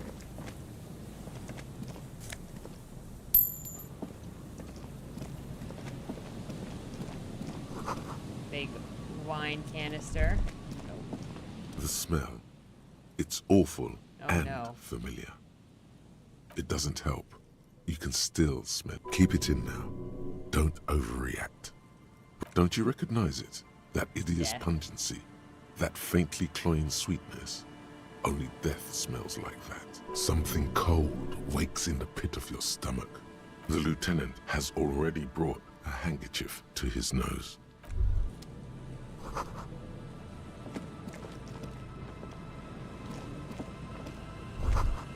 Coin-operated viewer. Stop messing with the coin something. The wind is so strong. There's some tear, an empty cigarette package, and a crumpled kebab wrapper in 2 empty bottles of Tallulah vodka and a can of black potent porter is all you find. No, there's more in there. Livis strawberry liquor, plus some Pilsner bottles too. Better not pick them up. They seem unhygienic. A tragedy. Whoever tossed it here was a heavy smoker. The brand name reads Red Astra. Now, this makes partying look bad. Still, don't let it sway you. You're responsible. You see traces of mayonnaise and ketchup on it, as well as a tomato wedge. The wrapper reads Shish Kebab Revachol. It's hard to concentrate in the smell. We're The sea air responsible brings some detectives relief. here, okay? We're working our ways up to the corpse. A man lies on the boardwalk, his limbs bent and neck turned at an unnatural angle. Working class Right corpse. next to him is an empty bottle of spirits. In his cramped hand, a chewing gum wrapper. Chewing gum wrapper. Half of his body has slipped between the cracked boardwalk, starting with the right leg. The fall has left him broken, contorted like a sad puppet. The smell is not as bad as a 2-week-old corpse, but it's definitely heading there. Hold on. Lividity is faintly pronounced. Whoever this is has been dead for 2 days, no longer. We need to investigate. Another dead body. This is your job. Steel yourself. Calm now. Carefully. Just another day. Just another dead body. Breathe.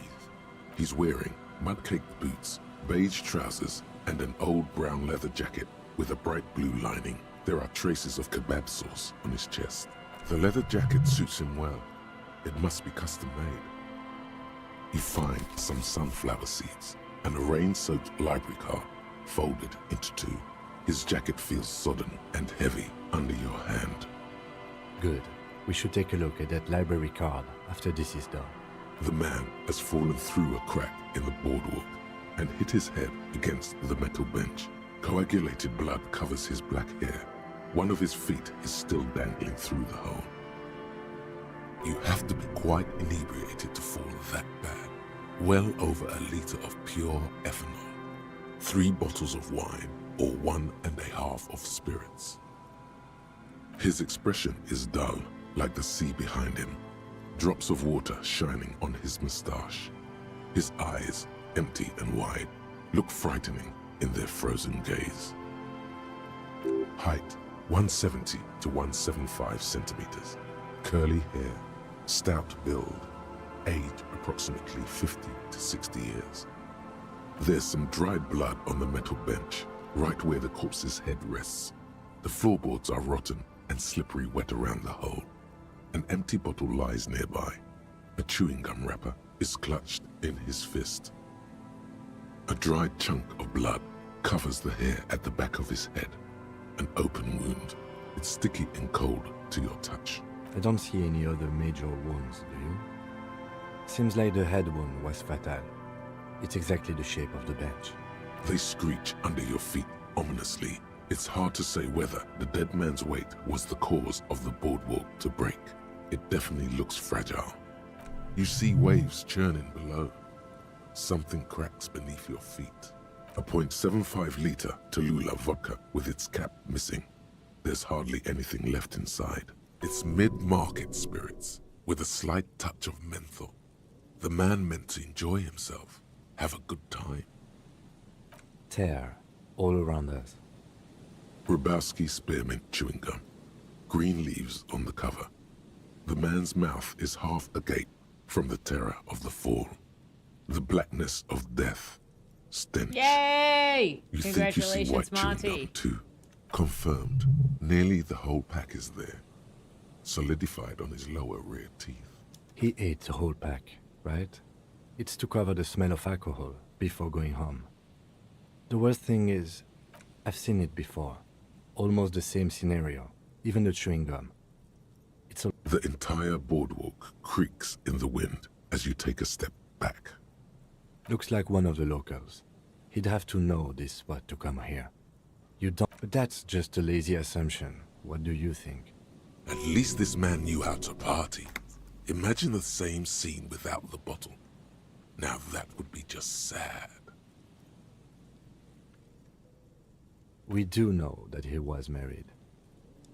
But you're right. Let's not run ahead. For now, all we know is that he's an unidentified middle-aged man found dead on the Martinez boardwalk. Death by misadventure.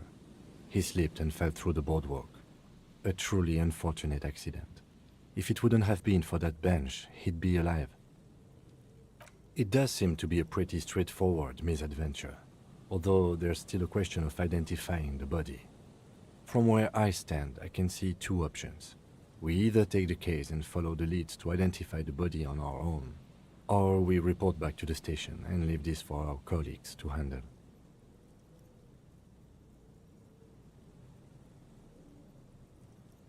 Alright, we should first examine the library card you found.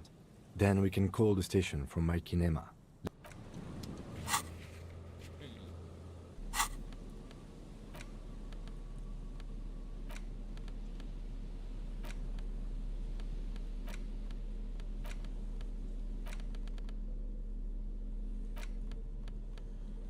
Let's say my ledger. Didn't I just put the sticker on the ledger, so my ledger should be here somewhere? It's fine. There it is. It's the and the cool piece of toilet paper is stuck to the back. What was I supposed to look at here?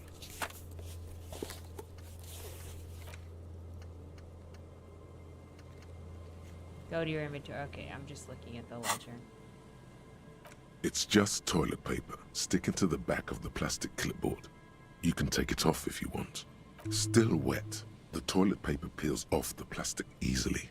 All you have to do is shake it off with your finger and voila! The ledger now looks marginally better. They're not exactly white. They're yellowed in patches by sunlight and alcohol and covered in dense blue handwriting. Ink escapes into watercolor patterns, reaching its tendrils across entire pages. The paper itself is checkered with faint red lines, forming short paragraphs. Once in a while, there's a red stamp that exclaims, "Case files commit to paper." The case files themselves are plenty. You count more than 100 sodden, crumpled up, earmarked pages falling apart in your hands. They appear to be sufficiently organized and extremely dense, if mostly illegible. What is there? What are they about? Work, strife, poverty, the Jamrock Quarter. These are handwritten logs of investigations dating back to January 51, this year.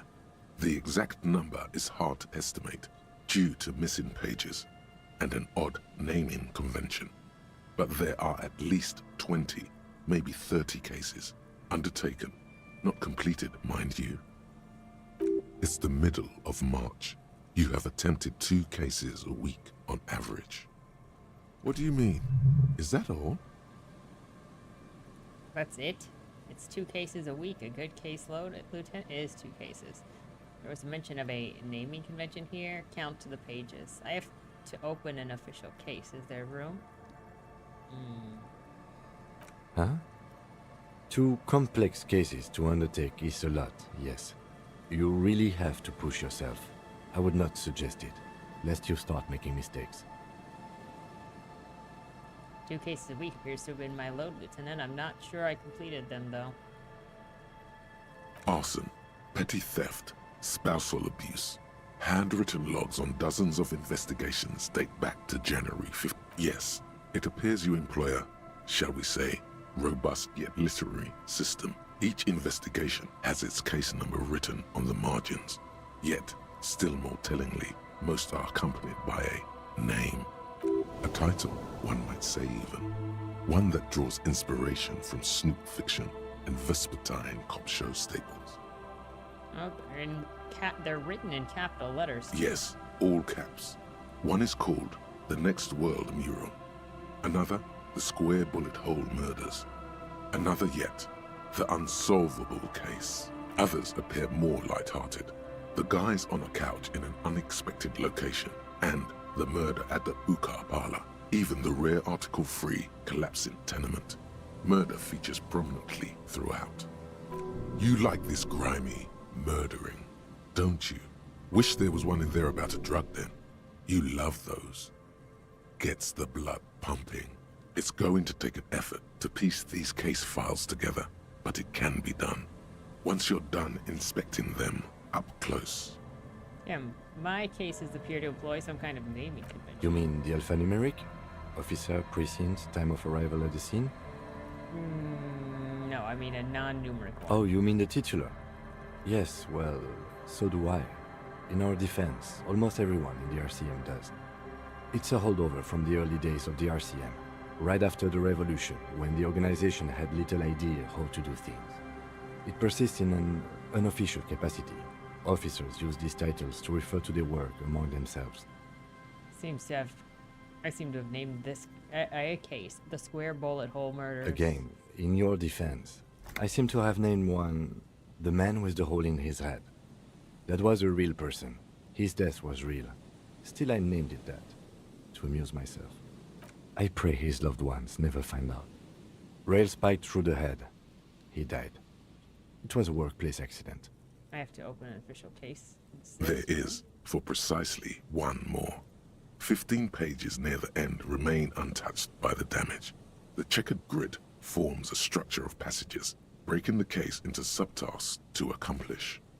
The tasks you've completed flow out of the kind green ape pen in a brash freehand similar to the rest of the letters. The wording comes easily. It's almost robotically simple, a language developed for mental rigor and simplicity. Inspect the victim's body.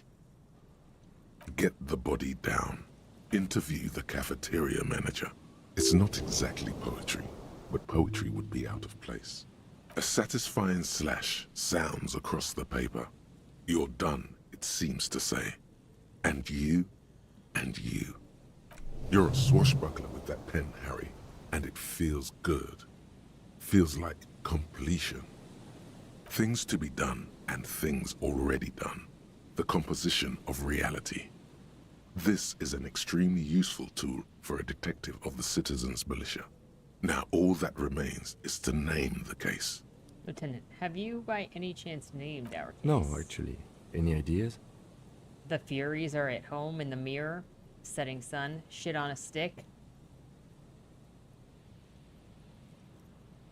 I mean, based on our other ones. The Hanged Man. Great. That's great. We just get in the middle of actually what I was conversation and they thinking, too. last forever. The Hanged Man. Good, strong name. We have a very good name for the case now. I'm going to start calling it the Hanged Man. It's good we sorted this out. You don't exactly close them, so much as distance yourself from the smelly papers. They're a little further from your nose now. After we're done with this, I will save. Yes, you can piece them I just wanna together get this using before I the forgot. alphanumeric code on the margin. It always begins with HDB 41, then date of initialization and time of arrival on the scene, followed by the title. For example, HDB 41120111700, the next world Wait. mural. HDB41? Weren't those officer precincts? Why, yes, your precinct number is 41. Every last alphanumeric in the files begins with it. And these are your case files. It's safe to say HDB are your initials. Harrier Dubois, HDB.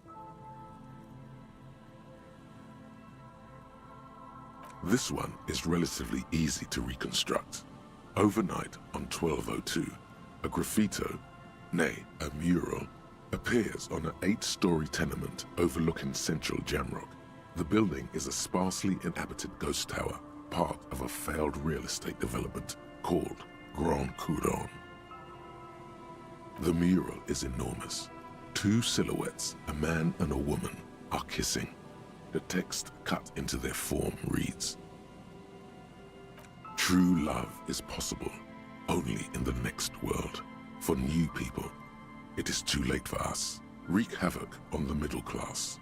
People call it that thing and that fucking thing. It's visible for miles.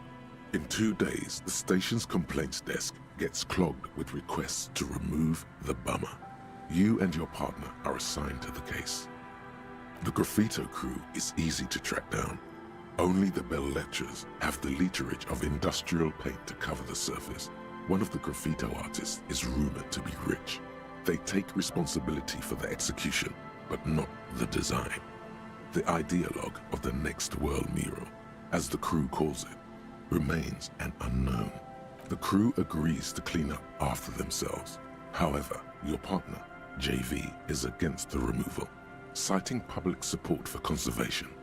This leads to a debate in Precinct 41, which then spreads to the streets of Jamrock, ending in a rare plebiscite organized by you. and the rest of row 3. The 9,000 people subjected to the mural's message, all of Lakeside, Central Jamrock, and Villalobos, plus half of the eminent domain, participate in the vote. Although the case begins with what appears to be a lot of rambling on the streets as to how juvenile and stupid the mural is, given a choice between 2 options. A staggering 78% of voters choose to keep it.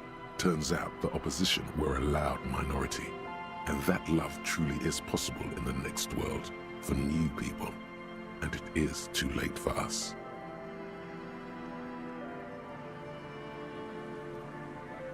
No one cares what you believe in, man with the smelly toilet ledger. What do you want to tackle next? Or are we done? Not much has changed in the meanwhile. A bunch of sodden papers still. We will continue to read those when we come back next week, now that I know where the ledger is, because we also got to look at this library card. As you hold it in your hands, it makes an it's a sordid, filthy tale, not for the weak. I didn't know Are you that sure I could you look can at stomach this. it? Some secrets are better left uncovered. Don't even try. It occurs to you that you're not even holding the jacket itself, but rather the thick crust of jetsam and seagull shit This is how it that goes on for ensconces longer, is it. I just start clicking things and I keep going. It smells like a dead sea creature, tangled in grey strands of seaweed. It must have spent quite some time in the water before the tide deposited it ashore. Why? Why did you think about it? Look at your hands. They're covered in muck. Oh. Now you're just flicking that shit everywhere. Oh. This... Why would you do this? Okay. Him did not just see that. It's fine. And we just saved. So next week we'll continue go through our ledger probably, and also this library card, and also, oh, ledger is gone from here. So we will at least try to figure out this guy right here. So thank you everybody for hanging out. Hope you had a good time. Glad that Monty got some stuff done. See you next time, and have a good rest of your week until I see you later. Don't die.